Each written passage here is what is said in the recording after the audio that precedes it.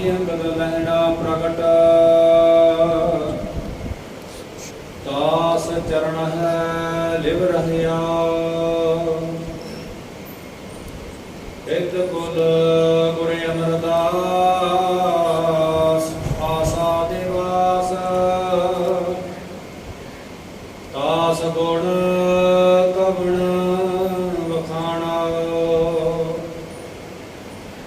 ਜੋ ਗੁਣ ਲਖ ਅਗੰਮ ਤਿਨ੍ਹੈ ਗੁਣ ਅੰਤ ਨਾ ਜਾਣਾ ਮੋਹਿਥਾ ਵਿਧਾਤਾ ਹੈ ਨਿਰਮਇਆ ਸਭ ਸੰਗਤ ਕੁਲ ਉਦਰਣਾ ਗੁਰ ਅਮਰਦਾਸ ਤੀਰਥ ਕਹੈ ਤਰਾਹਿ ਤਰਾਹਿ ਤੂ ਅਪਾਸਰਣ ਸਚ ਨਾਮ ਕਰਤਾਰ ਸੋ ਦ੍ਰਿੜ ਨਾਨਕ ਸੰਗ੍ਰਹਿਆ। ਵਾਹਿਗੁਰੂ ਜੀ ਕਾ ਖਾਲਸਾ ਵਾਹਿਗੁਰੂ ਜੀ ਕੀ ਫਤਿਹ। ਪਰਮ ਸਤਿਕਾਰ ਤੇ ਸਨਮਾਨਯੋਗ ਚਬਰ ਛਤਰ ਤਖਤ ਦੇ ਮਾਲਕ ਜੁਗੋ ਜੁਗ ਅਟਲ ਸਰਬ ਸਾਂਝੀ ਵਾਲਤਾ ਦੇ ਪੈਗੰਬਰ ਦੀਨ ਦੁਨੀ ਦੇ ਰਾਖੇ ਮਨੁੱਖਤਾ ਦੇ ਸਾਂਝੇ ਰਹਿਬਰ ਗੁਰਤਾ ਗੱਦੀ ਤੇ ਸੁਹਾਇਮਾਨ ਧੰਨ ਧੰਨ ਧੰਨ ਸਾਹਿਬ ਸ੍ਰੀ ਗੁਰੂ ਗ੍ਰੰਥ ਸਾਹਿਬ ਜੀ ਮਹਾਰਾਜ ਤਿਨਾਂ ਦੀ ਅਪਾਰ ਕਿਰਪਾ ਬਖਸ਼ਿਸ਼ ਰਹਿਮਤ ਦਾ ਸਦਕਾ ਆਪ ਸਰਬੱਤ ਮਾਈ ਭਾਈ ਦੂਰ ਦੁਰਾਡਿਆਂ ਤੋਂ ਆਕਰ ਗੁਰਦੁਆਰਾ ਸਿੰਘ ਸ਼ਹੀਦਾਂ ਵਿਖੇ ਅੰਮ੍ਰਿਤ ਵੇਲੇ ਦੇ ਦੀਵਾਨਾਂ ਦੀ ਹਾਜ਼ਰੀ ਭਰ ਰਹੇ ਹੋ। ਵਡਭਾਗੇ ਹੋ, ਧੰਦਾ ਦੇ ਯੋਗ ਹੋ, ਸਤਿਗੁਰਾਂ ਦੀ ਮਹਾਨ ਬਖਸ਼ਿਸ਼ ਹੋਈ। ਅੰਮ੍ਰਿਤ ਗੁਰਬਾਣੀ ਦੇ ਨਿਤਨੇਮ ਪੜ੍ਹਨ ਸੁਣਨ ਦਾ ਸੁਭਾਗ ਸਮਾਂ ਪ੍ਰਾਪਤ ਹੋਇਆ। ਆਸਾ ਜੀ ਕੀ ਵਾਰ ਦੇ ਕੀਰਤਨ ਆਪ ਸਰਬੱਤ ਸੰਗਤਾਂ ਨੇ ਬੜੇ ਪਿਆਰ ਨਾਲ ਸਰਵਣ ਕੀਤੇ। ਉਪਰੰਤ ਚੱਲ ਰਹੀ ਸ੍ਰੀ ਗੁਰੂ ਗ੍ਰੰਥ ਸਾਹਿਬ ਮਹਾਰਾਜ ਜੀ ਦੀ ਲੜੀਵਾਰ ਕਥਾ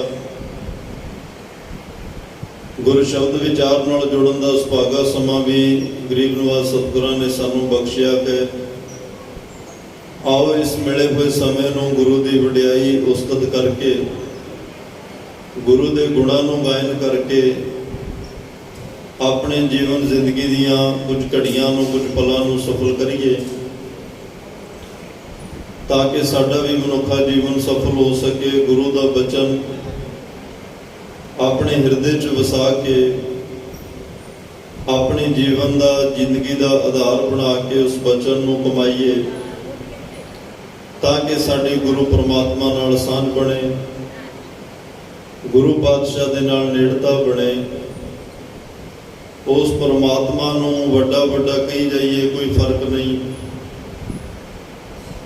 ਵੱਡੇ ਕੀਆਂ ਵਡਿਆਈਆਂ ਕੁਛ ਕਹਿਣ ਨਾ ਜਾਏ, ਪਰ ਇਨਸਾਨ ਉਸ ਵੱਡੇ ਨੂੰ ਜਪਦਾ ਜਪਦਾ ਇੱਕ ਦਿਨ ਬਹੁਤ ਵੱਡਾ ਹੋ ਜਾਂਦਾ ਹੈ। ਇਹਦੀਆਂ ਵਡਿਆਈਆਂ ਬਹੁਤ ਅਪਾਰ ਹੋ ਜਾਂਦੀਆਂ ਨੇ। ਅਕਾਲ ਪੁਰਖ ਵਾਹਿਗੁਰੂ ਪਰਮਾਤਮਾ ਦੇ ਗੁਣ ਗਾਉਂਦਿਆਂ ਭੱਟ ਸਾਹਿਬਾਨ ਨਿਰੰਤਰ ਕਦੇ ਧੰਨ ਧੰਨ ਸਾਹਿਬ ਸ੍ਰੀ ਗੁਰੂ ਨਾਨਕ ਦੇਵ ਪਾਤਸ਼ਾਹ ਦੇ ਗੁਣ ਗਾ ਰਹੇ ਆ, ਕਦੇ ਧੰਨ ਧੰਨ ਸਾਹਿਬ ਸ੍ਰੀ ਗੁਰੂ ਅੰਗਦ ਦੇਵ ਪਾਤਸ਼ਾਹ ਦੇ ਗੁਣ ਗਾ ਰਹੇ ਆ, ਕਦੇ ਧੰਨ ਧੰਨ ਸਾਹਿਬ ਸ੍ਰੀ ਗੁਰੂ ਅਮਰਦਾਸ ਪਾਤਸ਼ਾਹ ਦੀ ਵਡਿਆਈ ਵਿੱਚ ਜੁੜਦੇ ਨੇ। ਅੱਜ ਭੱਟ ਕੀਰਤ ਸਾਹਿਬ ਜੀ ਦਾ ਇਹ ਪਹਿਲਾ ਸਵਈਆ ਹੈ। 5 ਸਵਈਏ ਜਲ ਭੱਟ ਜੀ ਦੇ ਸੰਪੂਰਨ ਹੋਏ ਨੇ। 9 ਸਵਈਏ ਭੱਟ ਕੱਲ ਸਹਾਰ ਜੀ ਦੇ 14 ਸਵਈਏ ਹੋ ਚੁੱਕੇ ਨੇ ਤੇ ਇਹ 15ਵਾਂ ਸਵਈਆ ਭੱਟ ਕੀਰਤ ਸਾਹਿਬ ਜੀ ਦੀ ਮੁਬਾਰਕ ਰਸਨਾ ਤੋਂ ਉਚਾਰਿਆ ਹੋਇਆ ਹੈ। ਧੰਨ ਧੰਨ ਸਾਹਿਬ ਸ੍ਰੀ ਗੁਰੂ ਅਮਰਦਾਸ ਸਾਹਿਬ ਸੱਚੇ ਪਾਤਸ਼ਾਹ ਦੇ ਗੁਣ ਗਾ ਰਹੇ ਆ। ਭੱਲੇ ਅਮਰਦਾਸ ਗੁਣ ਤੇਰੇ ਤੇਰੀ ਉਪਮਾ ਤੋਹੇ ਬਨ ਆਵੇ, ਜਿਸ ਦਾਤੇ ਦੀ ਵਡਿਆਈ ਕਹਿਣ ਕਥਨ ਤੋਂ ਬਾਰੀ ਹੈ, ਅਕਥ ਕਥਾ ਹੈ ਉਸ ਦਾਤੇ ਦੀ। ਉਹਦੇ ਗੁਣ ਵੀ ਬੇਸ਼ੁਮਾਰ ਔਰ ਬੇਅੰਤ ਹਨ।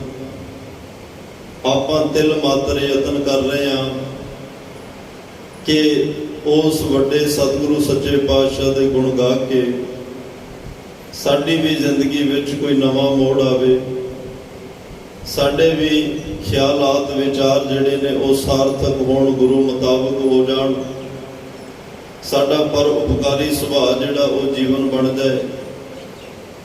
ਸਤਿਗੁਰੂ ਪਾਤਸ਼ਾਹ ਦੇ ਮਹਾਨ ਗੁਣਾਂ ਨੂੰ ਗਾਉਂਦੇ ਗਾਉਂਦੇ ਸਾਡੇ ਮਨ ਵਿੱਚ ਵੀ ਨਾਮ ਜਪਣ ਦੀ, ਸਿਮਰਨ ਕਰਨ ਦੀ, ਸੇਵਾ ਕਰਨ ਦੀ ਤਾਂਘ ਪੈਦਾ ਹੋਵੇ, ਗੁਰੂ ਪਰਮਾਤਮਾ ਦੇ ਦੀਦਾਰ ਕਰਨ ਦੀ ਤਾਂਘ ਪੈਦਾ ਹੋਵੇ। ਇਹ ਭਾਵਨਾ ਲੈ ਕੇ ਆਪਾਂ ਸਾਰੇ ਗੁਰੂ ਸਾਹਿਬ ਦੀ ਵਡਿਆਈ ਉਸਤਤ ਵਿੱਚ ਜੁੜਦੇ ਹਾਂ, ਕਿਉਂਕਿ ਉਸ ਅਕਾਲ ਪੁਰਖ ਵਾਹਿਗੁਰੂ ਪਰਮਾਤਮਾ ਦੀ ਕੁਦਰਤ ਨੇ ਇੱਕ ਬਹੁਤ ਵੱਡਾ ਖਿਲਾਰਾ ਖਿਲਾਰਿਆ, ਜਿਸ ਖਿਲਾਰੇ ਦੇ ਵਿੱਚੋਂ ਸਭ ਤੋਂ ਉੱਤਮ ਮਨੁੱਖਾ ਜੀਵਨ ਦੀ ਘਾਟ ਘੜੀ। ਇਸ ਮਨੁੱਖਾ ਜੀਵਨ ਨੂੰ ਸਰਵੋਤਮਤਾ ਦਿੱਤੀ, ਸਭ ਤੋਂ ਉੱਪਰਲਾ ਦਰਜਾ ਦਿੱਤਾ। ਅਕਾਲ ਪੁਰਖ ਵਾਹਿਗੁਰੂ ਨੇ ਮਿਹਰਾਮਤ ਕਰਕੇ ਸਾਰੀਆਂ ਜੂਨਾਂ ਦਾ ਸਰਦਾਰ ਬਣਾਇਆ, ਸਿਕਦਾਰੀ ਦਿੱਤੀ। ਜਿੰਨਾ ਇਹ ਮਨੁੱਖਾ ਜੀਵਨ ਉੱਤਮ ਹੈ, ਮਹਾਰਾਜ ਕਹਿੰਦੇ ਉਨਾ ਗੁੰਝਲਦਾਰ ਵੀ ਹੈ। ਗੁੰਝਲਦਾਰ ਉਦੋਂ ਬਣ ਜਾਂਦਾ ਕਿਉਂਕਿ ਜਦੋਂ ਪਰਮਾਤਮਾ ਆਪਣੀ ਜੋਤ ਟਿਕਾ ਰਿਹਾ ਹੈ। ਅਕਾਲ ਪੁਰਖ ਨੇ ਗੰਢਿੰਦਿਆਂ 6 ਮਾਹੋਂ 6 ਮਹੀਨਿਆਂ ਵਿੱਚ ਸਰੀਰ ਦੀ ਘਾਟ ਘੜੀ, ਸਵਾਸ ਟਿਕਾਏ, ਆਪਣੀ ਜੋਤ ਟਿਕਾਈ, ਤਾਂ ਨਾਲ ਉਹਨੇ ਹਉਮੈ ਨੂੰ ਵੀ ਟਿਕਾ ਦਿੱਤਾ। ਉਦੋਂ ਫਿਰ ਇੱਕ ਗੁੰਝਲਦਾਰ ਬੁਝਾਰਤ ਬਣ ਗਿਆ, ਜਿਹਨੂੰ ਪਾਤਸ਼ਾਹ ਨੇ ਕਿਹਾ ਇਹ ਸਰੀਰ ਮਾਇਆ ਕਾ ਪੁਤਲਾ ਵਿੱਚ ਹਉਮੈ ਦੁਸ਼ਟੀ ਪਾਈ, ਆਵਣ ਜਾਣਾ ਜੰਮਣ ਮਰਨਾ ਮਨਮੁਖ ਪਤ ਗਵਾਈ। ਇਹ ਮਾਇਆ ਦਾ ਪੁਤਲਾ, ਵੈਸੇ ਤਾਂ ਮਾਟੀ ਕੋ ਪੁੱਤਰਾ ਕਿਹਾ ਪਾਤਸ਼ਾਹ ਨੇ, ਪਰ ਮਾਇਆ ਦਾ ਪੁਤਲਾ ਇਸ ਕਰਕੇ ਕਿਉਂਕਿ ਸਾਰੀ ਜ਼ਿੰਦਗੀ ਮਾਇਆ ਪਿੱਛੇ ਦੌੜਿਆ। ਮਾਇਆ ਦੇ ਪਿੱਛੇ ਲੱਗ ਕੇ ਜਿਹੜੀ ਵੀ ਚੀਜ਼ ਗੁਰੂ ਪਰਮਾਤਮਾ ਨਾਲੋਂ ਦੂਰ ਕਰਦੀ ਹੈ, ਪਰਮਾਤਮਾ ਦਾ ਚੇਤਾ ਵਿਸਾਰਦੀ ਹੈ, ਉਹ ਮਾਇਆ ਹੀ ਹੁੰਦੀ ਹੈ। ਮਾਇਆ ਇਕੱਲੇ ਪੈਸੇ ਨਹੀਂ ਹੁੰਦੇ, ਮਾਇਆ ਕਿਸੇ ਵੀ ਰੂਪ ਵਿੱਚ ਆ ਕੇ ਸਾਡੇ ਚੇਤੇ ਵਿੱਚੋਂ, ਸਾਡੇ ਜ਼ਿਹਨ ਵਿੱਚੋਂ, ਸਾਡੇ ਹਿਰਦੇ ਵਿੱਚੋਂ, ਸਾਡੇ ਕੰਠ ਵਿੱਚੋਂ ਪਰਮਾਤਮਾ ਦੀ ਯਾਦ ਨੂੰ ਭੁਲਾ ਜਾਂਦੀ ਹੈ। ਕਦੇ ਪੁੱਤਰ ਧੀਆਂ ਦੇ ਰੂਪ 'ਚ ਮਾਇਆ ਆਉਂਦੀ ਹੈ, ਕਦੇ ਭੈਣ ਭਰਾਵਾਂ ਦੇ ਰੂਪ 'ਚ ਮਾਇਆ ਆਉਂਦੀ ਹੈ, ਕਦੇ ਮਾਤਾ ਪਿਤਾ ਦੇ ਰੂਪ 'ਚ, ਕਦੇ ਹੋਰ ਅੰਗ ਸਾਖ ਬੜੇ ਨੇ ਸਾਡੇ।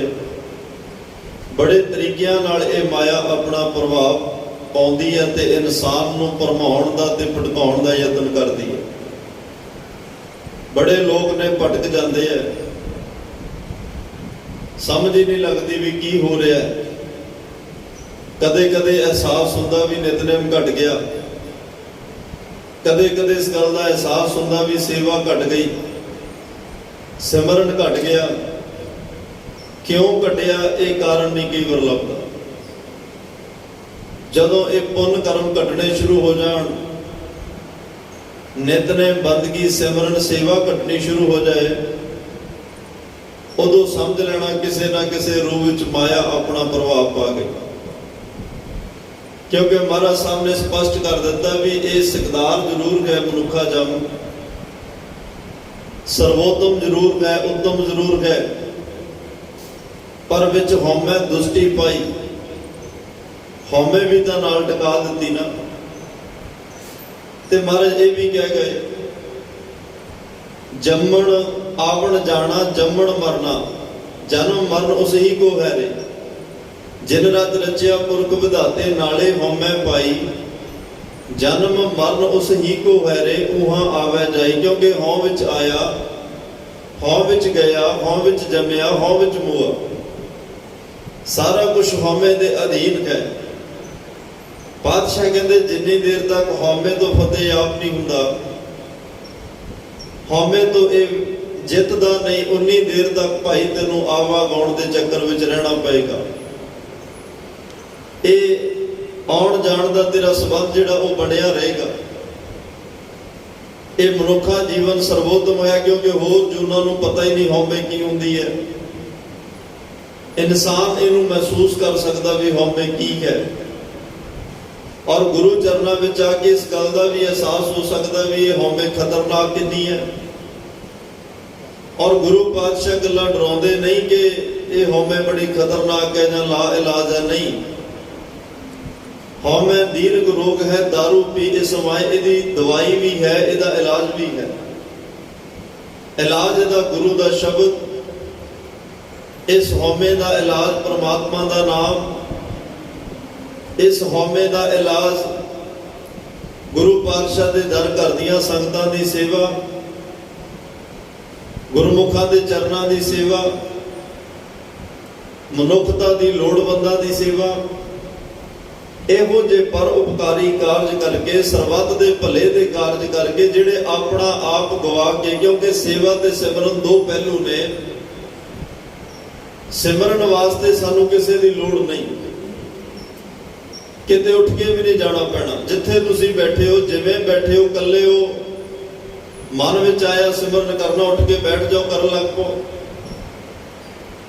ਕਿਸੇ ਦੀ ਲੋੜ ਨਹੀਂ ਪਈ, ਕਿਸੇ ਵਿਚੋਲੇ ਦੀ ਲੋੜ ਨਹੀਂ ਪਈ, ਕਿਸੇ ਹੋਰ ਚੀਜ਼ ਦੀ ਲੋੜ ਨਹੀਂ ਪਈ। ਤੇ ਤਾਂ ਹੀ ਮੈਂ ਅੱਗੇ ਵੀ ਕਈ ਵਾਰ ਬੇਨਤੀ ਕਰਦਾ ਵੀ ਇਹ ਸਭ ਤੋਂ ਸੌਖਾ ਕੰਮ ਹੈ। ਹੋਰ ਕੋਈ ਵੀ ਕੰਮ ਕਰਨਾ ਹੋਵੇ, ਬੜੇ ਐਫਰਟ ਕਰਨੇ ਪੈਂਦੇ ਆ, ਕੋਸ਼ਿਸ਼ਾਂ ਕਰਨੀਆਂ ਪੈਂਦੀਆਂ, ਉਦਮ ਕਰਨੇ ਪੈਂਦੇ ਆ, ਪੈਸਾ ਖਰਚਣਾ ਪੈਂਦਾ, ਖੇਚਲ ਵੀ ਹੁੰਦੀ ਹੈ ਇੱਧਰ ਉੱਧਰ ਜਾਣ ਦੀ। ਪਰ ਸਿਮਰਨ ਦੀ ਤਾਂ ਲਾਲਸਾ ਪੈਦਾ ਹੋਵੇ, ਤੁਸੀਂ ਘਰ 'ਚ ਕਿਤੇ ਵੀ ਬੈਠੇ ਹੋ, ਰਿਸ਼ਤੇਦਾਰੀ 'ਚ ਬੈਠੇ ਹੋ, ਦੁਕਾਨ 'ਚ ਬੈਠੇ ਹੋ, ਮਕਾਨ 'ਚ ਬੈਠੇ ਹੋ, ਸਫ਼ਰ ਕਰ ਰਹੇ ਹੋ, ਮਨ ਵਿੱਚ ਆਇਆ ਗੁਰੂ ਨੂੰ, ਪਰਮਾਤਮਾ ਨੂੰ ਯਾਦ ਕਰਨਾ, ਅੱਖਾਂ ਬੰਦ ਕਰੋ, ਉਹਨੂੰ ਧਿਆਓ ਤੇ ਸਿਮਰਨ ਸ਼ੁਰੂ ਹੋ ਗਿਆ। ਕੁਝ ਵੀ ਇਹਦੇ ਲਈ ਵੱਖਰਾ ਤਾਂ ਵਿਸ਼ੇਸ਼ ਤੁਹਾਨੂੰ ਕੁਝ ਨਹੀਂ ਕਰਨਾ ਪਿਆ। ਪਰ ਜਿਹੜੀ ਸੇਵਾ ਹੈ, ਸੇਵਾ ਦੇ ਲਈ ਕਈ ਵਾਰ ਤੁਹਾਨੂੰ ਇੱਕ ਜਗ੍ਹਾ ਤੋਂ ਦੂਸਰੀ ਜਗ੍ਹਾ ਤੇ ਜਾਣਾ ਪੈਂਦਾ। ਔਰ ਰਾਤ ਨੂੰ ਕਿਸੇ ਨੂੰ 12 ਵਜੇ ਤੁਹਾਡੀ ਲੋੜ ਹੈ, ਕੋਈ ਮਰੀਜ਼ ਹੈ, ਕੋਈ ਲੋੜਵੰਦ ਹੈ, ਜਾਂ ਉਹਦਾ ਘਰ ਦੂਰ ਹੈ, ਉਹ ਤੁਹਾਡੀ ਮਦਦ ਚਾਹੁੰਦਾ ਹੈ। ਪਰ ਇਹ ਤਾਂ ਨਹੀਂ ਨਾ ਤੁਸੀਂ ਕਹਿ ਸਕਦੇ ਕੋਈ ਮਰੀਜ਼ ਹੋਵੇ ਵੀ ਮੇਰੇ ਕੋਲ ਚੱਲ ਗਿਆ ਫਿਰ ਤੇਰੀ ਕੋਈ ਸੇਵਾ ਜਾਂ ਮਦਦ ਕਰ ਸਕਦਾ। ਉੱਥੇ ਆਪਣਾ ਸੁੱਖ, ਆਰਾਮ, ਨੀਂਦ ਸਭ ਕੁਝ ਛੱਡ ਕੇ ਸੇਵਾ ਕਰਨ ਲਈ ਦੂਸਰੇ ਕੋਲ ਜਾਣਾ ਪੈ ਸਕਦਾ, ਜਾਣਾ ਪੈਂਦਾ ਵੀ। ਉਹਦੇ ਲਈ ਇਹ ਥੋੜਾ ਉਦਮ, ਥੋੜੀ ਕੋਸ਼ਿਸ਼ ਹੈ, ਥੋੜਾ ਕਸ਼ਟ ਦੇਣਾ ਪੈਂਦਾ। ਪਰ ਸਿਮਰਨ ਲਈ ਤਾਂ ਕੁਛ ਨਹੀਂ ਨਾ। ਫਿਰ ਸਤਿਗੁਰੂ ਕਹਿੰਦੇ ਜਦੋਂ ਆਪਣਾ ਆਪ ਗਵਾ ਕੇ ਕਿਸੇ ਦੀ ਲੋੜ ਪੂਰੀ ਕਰਦਾ ਹੈ, ਕਿਸੇ ਦਾ ਮਦਦਗਾਰ ਬਣਦਾ ਹੈ, ਕਿਸੇ ਦੇ ਹੱਥ ਪਹੁੰਚਣ ਦੀ ਕੋਸ਼ਿਸ਼ ਕਰਦਾ ਹੈ, ਕਿਸੇ ਦਾ ਦੁੱਖ ਵੰਡਾਉਣ ਦੀ ਕੋਸ਼ਿਸ਼ ਕਰਦਾ ਹੈ, ਕਿਸੇ ਦੇ ਦੁੱਖ ਤੈਨੂੰ ਆਪਣੇ ਦੁੱਖ ਲੱਗਦੇ ਆ, ਕਿਸੇ ਦੀਆਂ ਲੋੜਾਂ ਆਪਣੀਆਂ ਲੋੜਾਂ ਲੱਗਦੀਆਂ ਨੇ, ਉਦੋਂ ਇਹ ਹਉਮੈ ਦਾ ਖਾਤਮਾ ਸ਼ੁਰੂ ਹੋ ਜਾਂਦਾ ਹੈ। ਉਦੋਂ ਇਹ ਹਉਮੈ ਜਿਹੜੀ ਦਿਨ ਰਾਤ ਸਾਨੂੰ ਭਟਕਾਉਂਦੀ ਹੈ, ਗੁਰੂ ਤੋਂ ਦੂਰ ਲਿਜਾਂਦੀ ਹੈ, ਇਹ ਦਬਣਾ ਸ਼ੁਰੂ ਹੋ ਜਾਂਦੀ ਹੈ। ਜਦੋਂ ਅਸੀਂ ਆਪਣੇ ਆਪ ਤੋਂ ਉੱਪਰ ਉੱਠ ਕੇ ਕਿਸੇ ਦੀ ਲੋੜ ਵਿੱਚ ਜਾਂਦੇ ਹਾਂ, ਕਿਸੇ ਦੀ ਸੇਵਾ ਵਿੱਚ ਜਾਂਦੇ ਹਾਂ। ਖੈਰ ਸਤਿਗੁਰੂ ਪਾਤਸ਼ਾਹ ਕਹਿੰਦੇ ਸਭ ਤੋਂ ਉੱਤਮ ਹੈ ਭਾਈ ਮਨੁੱਖਾ ਜੀਵਨ ਦਿੱਤਾ, ਪਰ ਉਸ ਪਰਮਾਤਮਾ ਨੇ ਵਿੱਚ ਹਉਮੈ ਦੁਸ਼ਟੀ ਪਾਈ, ਹਉਮੈ ਪਾ ਦਿੱਤੀ, ਹੰਕਾਰ ਟਿਕਾ ਦਿੱਤਾ। ਜਿਹਨੇ ਸਾਰੀ ਉਮਰ ਗੁਰੂ ਪਰਮਾਤਮਾ ਦੀ ਸਮਝ ਨਹੀਂ ਆਉਣ ਦਿੱਤੀ, ਪਰ ਉਪਕਾਰ ਕੀ ਹੁੰਦੇ ਨੇ ਇਸ ਗੱਲ ਦੀ ਸਮਝ ਨਹੀਂ ਆਉਣ ਦਿੱਤੀ। ਜਿੱਥੇ ਕਿਤੇ ਵੀ ਗਿਆ ਸਿਰਫ ਆਪਣੀਆਂ ਹੀ ਗੱਲਾਂ ਕੀਤੀਆਂ, ਆਪਣੀਆਂ ਹੀ ਗੱਲਾਂ ਸੁਣੀਆਂ। ਹਉਮੈ ਦੀ ਇਹ ਬੜੀ ਵੱਡੀ ਬਿਮਾਰੀ ਹੈ ਕਿ ਇਹ ਹਉਮੈ ਦੇ ਪੱਠੇ ਜਿਹਨੂੰ ਪੈਣ ਲੱਗ ਜਾਣ, ਆਮ ਜਿਹੜੀ ਤਨ ਦੀ ਖੁਰਾਕ ਹੈ ਇਹਦੀ ਵੀ ਸੀਮਾ ਹੈ। ਬੰਦੇ ਨੇ 7-8 ਘੰਟੇ ਕੰਮ ਕਰਨਾ ਹੋਵੇ ਤਾਂ ਉਹਨੂੰ 7-8 ਘੰਟੇ ਖਾਣਾ ਨਹੀਂ ਪੈਂਦਾ। ਉਹ 10-15-20 ਮਿੰਟ 'ਚ ਪ੍ਰਸ਼ਾਦਾ ਛਕਦਾ ਤੇ 7-8-9 ਘੰਟੇ ਕੰਮ ਕਰਦਾ। ਫਿਰ ਸਵੇਰੇ ਛਕਿਆ, ਦੁਪਹਿਰੇ ਛਕਿਆ, ਸ਼ਾਮ ਨੂੰ ਛਕਿਆ ਤੇ ਸੌਂ ਗਏ। 8-10-12 ਘੰਟੇ ਕੋਈ ਲੋੜ ਨਹੀਂ ਪਈ। ਪਰ ਇਹ ਹਉਮੈ ਦੀ ਜਿਹੜੀ ਖੁਰਾਕ ਹੈ ਇਹ 24 ਘੰਟੇ ਅੱਠੇ ਪੈਰ ਨਿਰੰਤਰ ਚਾਹੀਦੀ ਹੈ। ਕੋਈ ਨਾ ਕੋਈ ਕੁਛ ਨਾ ਕੁਛ ਮੇਰੇ ਫੇਵਰ ਦੇ ਵਿੱਚ, ਮੇਰੇ ਚੰਗੇ ਲਈ, ਮੈਨੂੰ ਚੰਗਾ ਕਹਿਣ ਵਾਸਤੇ ਕੋਈ ਨਾ ਕੋਈ ਕੁਛ ਨਾ ਕੁਛ ਕਹਿੰਦਾ ਰਵੇ। ਜੇ ਇਹ ਖੁਰਾਕ ਮਿਲਣੋਂ ਹਟ ਜਾਏ ਫਿਰ ਬੰਦੇ ਦਾ ਮਨੋਬਲ ਟੁੱਟ ਜਾਂਦਾ। ਫਿਰ ਉਹ ਕਹਿੰਦਾ ਵੀ ਅੱਜ ਪਤਾ ਨਹੀਂ ਕੀ ਹੋਇਆ, ਦਿਨ ਚੰਗਾ ਨਹੀਂ ਲੰਘਿਆ, ਕਿਦੋਂ ਕੋਈ ਚੰਗੀ ਖਬਰ ਨਹੀਂ ਸੁਣਨ ਨੂੰ ਮਿਲੀ। ਇਹ ਹਉਮੈ ਇਹੋ ਜਿਹਾ ਰੋਗ ਹੈ, ਇਹ ਚਾਹੁੰਦਾ ਵੀ ਹਰ ਵੇਲੇ ਮੇਰੀ ਕੋਈ ਉਸਤਤ ਕਰੇ। ਉਸਤਤ ਤਿੰਨ ਤਰੀਕਿਆਂ, ਵੈਸੇ ਕਈ ਪ੍ਰਕਾਰ ਦੀ ਮਹਾਰਾਜ ਨੇ ਜ਼ਿਕਰ ਕੀਤਾ, ਵੈਸੇ ਆਮ ਤਿੰਨ ਤਰ੍ਹਾਂ ਦੀ ਉਸਤਤ ਹੈ। ਅੱਜ ਭੱਟ ਸਾਹਿਬਾਨ ਗੁਰੂ ਸਾਹਿਬ ਦੀ ਉਸਤਤ ਕਰਦੇ ਆ। ਮੈਂ ਇਸੇ ਗੱਲ ਤੇ ਆਉਣਾ ਤੇ ਆਮ ਤੌਰ ਤੇ ਸੰਸਾਰ ਵਿੱਚ ਸਭ ਤੋਂ ਪਹਿਲਾਂ ਇਨਸਾਨ ਆਪਣੇ ਆਪ ਦੀ ਉਸਤਤ ਕਰਦਾ ਹੈ। ਆਪਣੇ ਆਪ ਨੂੰ ਚੰਗਾ ਕਹਿ ਲਿਆ, ਆਪਣੇ ਆਪ ਨੂੰ ਵੱਡਾ ਕਹਿ ਲਿਆ, ਆਪਣੇ ਜਿੱਥੇ ਬੈਠੇ ਆਪਣੀਆਂ ਗੱਲਾਂ, ਬੀਤੇ ਹੋਏ ਸਮੇਂ ਦੀਆਂ ਗੱਲਾਂ, ਆਪਣੇ ਵੱਡਿਆਂ ਦੀਆਂ ਗੱਲਾਂ, ਆਪਣੀਆਂ ਗੱਲਾਂ, ਜੋ ਕੁਛ ਘਰ ਵਿੱਚ ਹੈ ਉਹਦੀਆਂ ਗੱਲਾਂ। ਪਾਤਸ਼ਾਹ ਕਹਿੰਦੇ ਇਹ ਅਕਸਰ ਦੁਨੀਆ ਵਿੱਚ ਵੇਖਣ ਨੂੰ ਮਿਲਦਾ ਕਿ ਹਰ ਕੋਈ ਬੰਦਾ ਤਕਰੀਬਨ ਆਪਣੀ ਗੱਲ ਰੱਖਣੀ ਚਾਹੁੰਦਾ ਹੈ, ਜਦ ਕਿ ਗੁਰਮਤਿ ਕਹਿੰਦੀ ਆ ਬੋਲ ਘੱਟ ਸੁਣ ਜ਼ਿਆਦਾ। ਸੁਣਨ ਵਾਸਤੇ ਦੋ ਕੰਨ ਨੇ, ਬੋਲਣ ਵਾਸਤੇ ਇੱਕੋ ਹੀ ਮੂੰਹ ਦਿੱਤਾ ਹੈ। ਜਬ ਲਗ ਦੁਨੀਆ ਰਹੀ ਹੈ ਨਾਨਕ ਕਿਛ ਸੁਣੀਐ। ਸੁਣੀਐ ਕਿਆ ਪਹਿਲਾਂ ਸੁਣ ਫਿਰ ਕਿਛ ਕਹੀਐ। ਮਿਲੇ ਅਸੰਤ ਮਸਤ ਕਰ ਰਹੀ ਹੈ, ਸੰਤ ਮਿਲੇ ਕਿਛ ਸੁਣੀਐ ਕਹੀਐ। ਉੱਥੇ ਵੀ ਸੁਣਨਾ ਸ਼ਬਦ ਹੈ। ਸੁਣਿਆ ਸਿੱਧ ਪੀਰ ਸੁਰਨਾਥ ਮਹਾਰਾਜ ਸਾਹਿਬ ਕਹਿੰਦੇ ਪਹਿਲਾਂ ਸੁਣਨ ਦਾ ਮਾਤਾ ਹੋਵੇ ਤੇਰੇ 'ਚ, ਪਰ ਇੱਥੇ ਸੁਣਨ ਦੀ ਬਜਾਏ ਸੁਣਾਉਣ ਨੂੰ ਜ਼ਿਆਦਾ ਮਹੱਤਤਾ। ਹਰ ਇੱਕ ਨੂੰ ਇਹ ਵੀ ਮੇਰੀ ਗੱਲ ਸੁਣ, ਮੈਂ ਆਪਣੀ ਗੱਲ ਰੱਖਾਂ, ਮੈਂ ਕਿਸੇ ਗੱਲੋਂ ਪਿੱਛੇ ਨਾ ਰਵਾਂ। ਹਰ ਬੰਦਾ ਜਾਂ ਪਹਿਲਾਂ ਆਪਣੀ ਉਸਤਤ ਕਰਦਾ ਜਾਂ ਫਿਰ ਉਹ ਸੰਸਾਰ ਦੀ ਉਸਤਤ ਕਰਦਾ। ਦੂਸਰਾ ਰੂਪ, ਸੰਸਾਰ 'ਚ ਕੋਈ ਵੱਡਾ ਚਿਹਰਾ ਹੈ, ਕਿਸੇ ਵੀ ਫੀਲਡ 'ਚ ਹੋਵੇ, ਉਹਦੀਆਂ ਗੱਲਾਂ, ਕਿਸੇ ਵੱਡੇ ਬੰਦੇ ਕੋਲ ਬੈਠ ਲਿਆ, ਉੱਠ ਲਿਆ, ਹੱਥ ਮਿਲਾ ਲਿਆ, ਚਾਹ ਪੀ ਲਈ, ਉਹ ਜਿੰਨਾ ਚਿਰ ਸਾਰਿਆਂ ਨੂੰ ਦੱਸੇ ਨਾ ਉਹਨੂੰ ਚੈਨ ਨਹੀਂ। ਕਿਸੇ ਵੱਡੇ ਦੀਆਂ, ਉਹ ਆਮ ਇਨਸਾਨ ਜਿਹੜੇ ਹੈ ਵੱਡੇ ਲੋਕ ਨੇ, ਉਹਨਾਂ ਦੀ ਉਸਤਤ ਕਰੀ ਜਾਂਦਾ, ਜਿਹਦਾ ਕੋਈ ਵੀ ਫਾਇਦਾ ਨਹੀਂ। ਉਹ ਸਮਾਂ ਵਿਅਰਥ ਗਵਾਇਆ ਜਾ ਰਿਹਾ ਹੈ। ਪਰ ਕੋਈ ਜਿਹਨੂੰ ਮਹਾਰਾਜ ਸਾਹਿਬ ਨੇ ਕਿਹਾ ਦੁਨੀਆ ਨਾ ਸਾ ਲਾਹੇ ਜੋ ਮਰ ਵੰਜ ਸੀ, ਲੋਕਾਂ ਨਾ ਸਾ ਲਾਹੇ ਜੋ ਮਰ ਖਾਕ ਥੀ। ਪਰ ਕੁਝ ਇਹੋ ਜਿਹੇ ਵੀ ਨੇ ਜਿਹੜੇ ਵਾਹ ਮੇਰੇ ਸਾਹਿਬਾ ਵਾਹ, ਉਸ ਅਕਾਲ ਪੁਰਖ ਵਾਹਿਗੁਰੂ ਪਰਮਾਤਮਾ ਦੀ ਉਸਤਤ ਵਿੱਚ ਜੁੜਦੇ ਨੇ, ਨਿਰੰਕਾਰ ਦੀ ਉਸਤਤ ਵਿੱਚ ਜੁੜਦੇ ਆ, ਪਰਮਾਤਮਾ ਦੀ ਉਸਤਤ ਵਿੱਚ ਜੁੜਦੇ ਆ। ਵਾਹ ਮੇਰੇ ਸਾਹਿਬਾ ਵਾਹ। ਤੇ ਉਸ ਅਕਾਲ ਪੁਰਖ ਨੂੰ ਗੁਰਮੁਖ ਸਦਾ ਸਲਾਹੀ ਹੈ, ਸੱਚਾ ਬੇਪਰਵਾਹ। ਜਿਹੜੇ ਗੁਰਮੁਖ ਨੇ, ਰੱਬ ਦੇ ਪਿਆਰੇ ਨੇ, ਨਾ ਉਹ ਆਪਣੀ ਉਸਤਤ ਕਰਦੇ ਆ, ਨਾ ਉਹ ਸੰਸਾਰ ਦੀ ਉਸਤਤ ਕਰਦੇ ਆ, ਬਲਕਿ ਸੰਸਾਰ ਨੂੰ ਬਣਾਉਣ ਵਾਲੇ ਕਰਤਾਰ ਨਿਰੰਕਾਰ ਪਰਮਾਤਮਾ ਦੀ ਉਸਤਤ ਵਿੱਚ ਜੁੜਦੇ ਆ। ਤੇ ਜਿਹੜੇ ਉਸ ਪਰਮਾਤਮਾ ਦੀ ਉਸਤਤ ਵਿੱਚ ਜੁੜਨ, ਫਿਰ ਪਾਤਸ਼ਾਹ ਕਹਿੰਦੇ ਭਾਈ ਨੀਚ ਜਾਤ ਹਰ ਜਪਦਿਆਂ ਉਤਮ ਪਦਵੀ ਪਾਏ। ਜਿਸ ਨੀਚ ਕੋ ਕੋਈ ਨਾ ਜਾਣੈ, ਨਾਮ ਜਪ ਤੋ ਚੌਂਪੁੰਡ ਮਾਨੈ। ਪਰਮਾਤਮਾ ਨੂੰ ਵੱਡਾ ਵੱਡਾ ਕਹੀਏ ਕੋਈ ਫਰਕ ਨਹੀਂ, ਉਹਦੀ ਜਿੰਨੀ ਮਰਜ਼ੀ ਉਸਤਤ ਕਰੀ ਜਾਓ ਕੋਈ ਫਰਕ ਨਹੀਂ।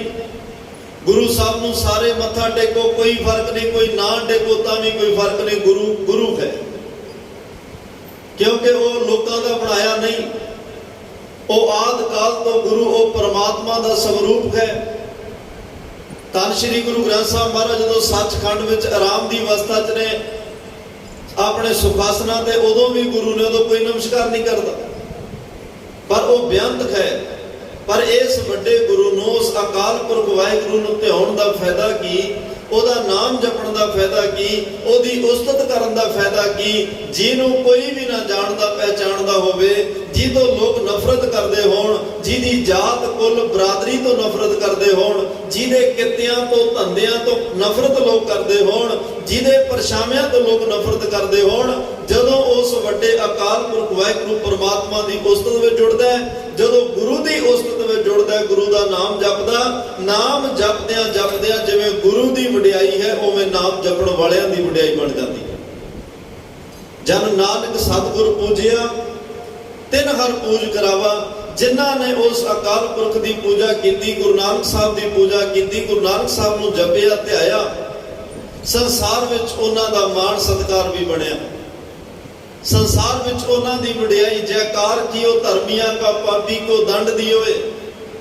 ਜਿਹੜੇ ਧਰਮੀ ਲੋਕ ਬਣੇ, ਜਿਨ੍ਹਾਂ ਨੇ ਕੇਵਲ ਅਕਾਲ ਪੁਰਖ ਵਾਹਿਗੁਰੂ ਪਰਮਾਤਮਾ ਦੀ ਉਸਤਤ ਕੀਤੀ, ਉਸ ਪਾਰ ਬ੍ਰਹਮ ਪਰਮੇਸ਼ਰ ਦੀ ਉਸਤਤ ਕੀਤੀ, ਤੇ ਉਹ ਅਕਾਲ ਪੁਰਖ ਦੀ ਉਸਤਤ ਕਰਨ ਵਾਲਿਆਂ ਦਾ ਜ਼ਿਕਰ ਮਹਾਰਾਜ ਕਹਿੰਦੇ ਨੀਚ ਜਾਤ ਹਰ ਜਪਦਿਆਂ ਉੱਤਮ ਪਦਵੀ ਪਾਏ।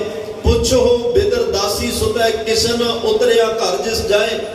ਉਹ ਦਾਸੀ ਦੇ ਸੁੱਤ ਬਿਦਰ ਨੂੰ ਪੁੱਛੋ, ਉਹਦੇ ਕੋਲੇ ਘਰ ਚੰਗਾ ਨਹੀਂ, ਉਹਦੇ ਕੋਲੇ ਛਕਾਉਣ ਲਈ ਪਦਾਰਥ ਨਹੀਂ, ਉਹਦੇ ਘਰ 'ਚ ਤਾਂ ਬਿਠਾਉਣ ਵਾਸਤੇ ਭਗਵਾਨ ਲਈ ਕੋਈ ਪੀੜਾ, ਕੋਈ ਆਸਣ ਚੰਗੇ ਗੱਦੇ ਜਾਂ ਗਦੈਲੇ ਵੀ ਨਹੀਂ, ਕੋਈ ਆਓ ਭਗਤ ਲਈ ਉਹਦੇ ਕੋਲੇ ਪ੍ਰਬੰਧ ਨਹੀਂ। ਭਗਵਾਨ ਅੱਜ ਤਾਂ ਬਿਠਾਵਾਂ ਸੱਦਾ ਜ਼ਰੂਰ ਦੇ ਰਿਹਾ ਕਿ ਮੇਰੇ ਘਰ 'ਚ ਆਓ, ਮੇਰੀ ਇਸ ਕੁੱਲੀ ਨੂੰ ਭਾਗ ਲਾ ਕੇ ਜਾਓ। ਬਿਠਾਉਣਾ ਕਿੱਥੇ ਹੈ, ਛਕਾਉਣਾ ਕੀ ਹੈ? ਉਸ ਬਿਦਰ ਦੇ ਘਰ ਵਿੱਚ ਕੁਛ ਨਹੀਂ, ਪਰ ਸਿਰਫ ਪਰਮਾਤਮਾ ਦਾ ਨਾਮ ਹੈ, ਪਰਮਾਤਮਾ ਦੀ ਯਾਦ ਹੈ, ਪਰਮਾਤਮਾ ਪ੍ਰਤੀ ਪ੍ਰੇਮ ਹੈ। ਤੇ ਦੁਰਯੋਧਨ ਦਾ ਸਾਰਾ ਕੁਛ ਘਰ ਪਰਿਵਾਰ ਮਹਿਰ ਪਦਾਰਥ ਸਾਰਾ ਕੁਝ ਛੱਡ ਕੇ ਭਗਵਾਨ ਕ੍ਰਿਸ਼ਨ ਦਾਸੀ ਦੇ ਸੁੱਤ ਇੱਕ ਗਰੀਬ ਬਿਦਰ ਦੇ ਘਰ ਆ ਜਾਂਦੇ ਆ। ਜਦੋਂ ਦੁਰਯੋਧਨ ਪੁੱਛਦਾ ਵੀ ਉਹਦੇ ਘਰ ਵਿੱਚ ਕੀ ਮਿਲਿਆ ਜੋ ਮੇਰੇ ਘਰ ਵਿੱਚ ਨਹੀਂ ਸੀ, ਕ੍ਰਿਸ਼ਨ ਭਗਵਾਨ ਨੇ ਕਿਹਾ ਦੁਰਯੋਧਨ ਤੇਰੇ ਘਰ ਵਿੱਚ ਪਦਾਰਥ ਨੇ, ਤੇਰੇ ਘਰ ਵਿੱਚ ਮਾਇਆ ਹੈ, ਤੇਰੇ ਘਰ ਵਿੱਚ ਹਰ ਇੱਕ ਦੁਨਿਆਵੀ ਸੁੱਖ ਸਹੂਲਤ ਹੈ, ਪਰ ਤੇਰੇ ਘਰ ਵਿੱਚ ਉਹ ਪ੍ਰੇਮ ਦਾ ਵਿਛੋਣਾ ਨਹੀਂ, ਤੇਰੇ ਘਰ ਵਿੱਚ ਉਹ ਪ੍ਰੇਮ ਦਾ ਆਸਣ ਨਹੀਂ। ਜਿਸ ਪ੍ਰੇਮ ਦੇ ਆਸਣ ਤੇ ਜਾ ਕੇ ਮੈਂ ਬੈਠਣਾ ਹੈ, ਉਹ ਆਸਣ ਦਾ ਮੈਨੂੰ ਦਾਸੀ ਦੇ ਸੁੱਤ ਬਿਦਰ ਦੇ ਘਰ ਵਿੱਚ, ਉਹਦੇ ਹਿਰਦੇ ਵਿੱਚ ਉਹ ਆਸਣ ਲੱਭਿਆ। ਇਸ ਲਈ ਮੈਂ ਤੇਰਾ ਸਾਰਾ ਕੁਝ ਛੱਡ ਕੇ ਉਹਦੇ ਘਰ ਵਿੱਚ ਚੱਲਿਆ।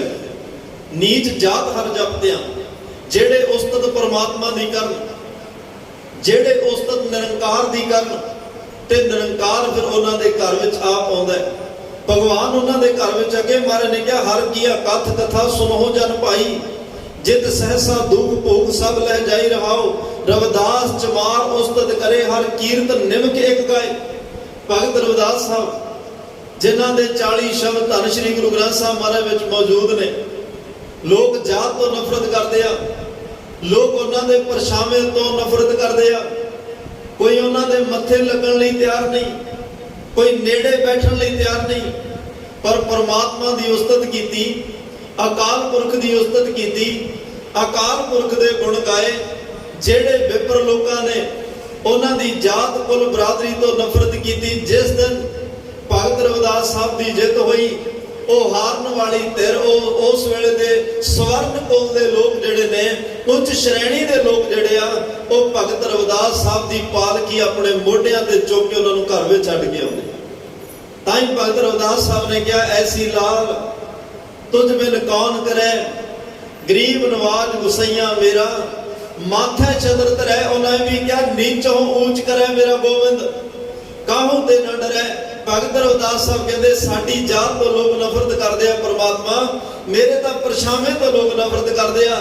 ਕਿਤੇ ਰਵਿਦਾਸ ਦਾ ਪਰਛਾਵਾਂ ਨਾ ਪੈ ਜਾਏ, ਮੇਰਾ ਕਰਮ ਧਰਮ ਮਿਟਿਆ ਜਾਏਗਾ, ਸਾਡਾ ਜੀਵਨ ਮਿਟਿਆ ਜਾਏਗਾ ਜੇ ਰਵਿਦਾਸ ਦਾ ਪਰਛਾਵਾਂ ਪੈ ਗਿਆ।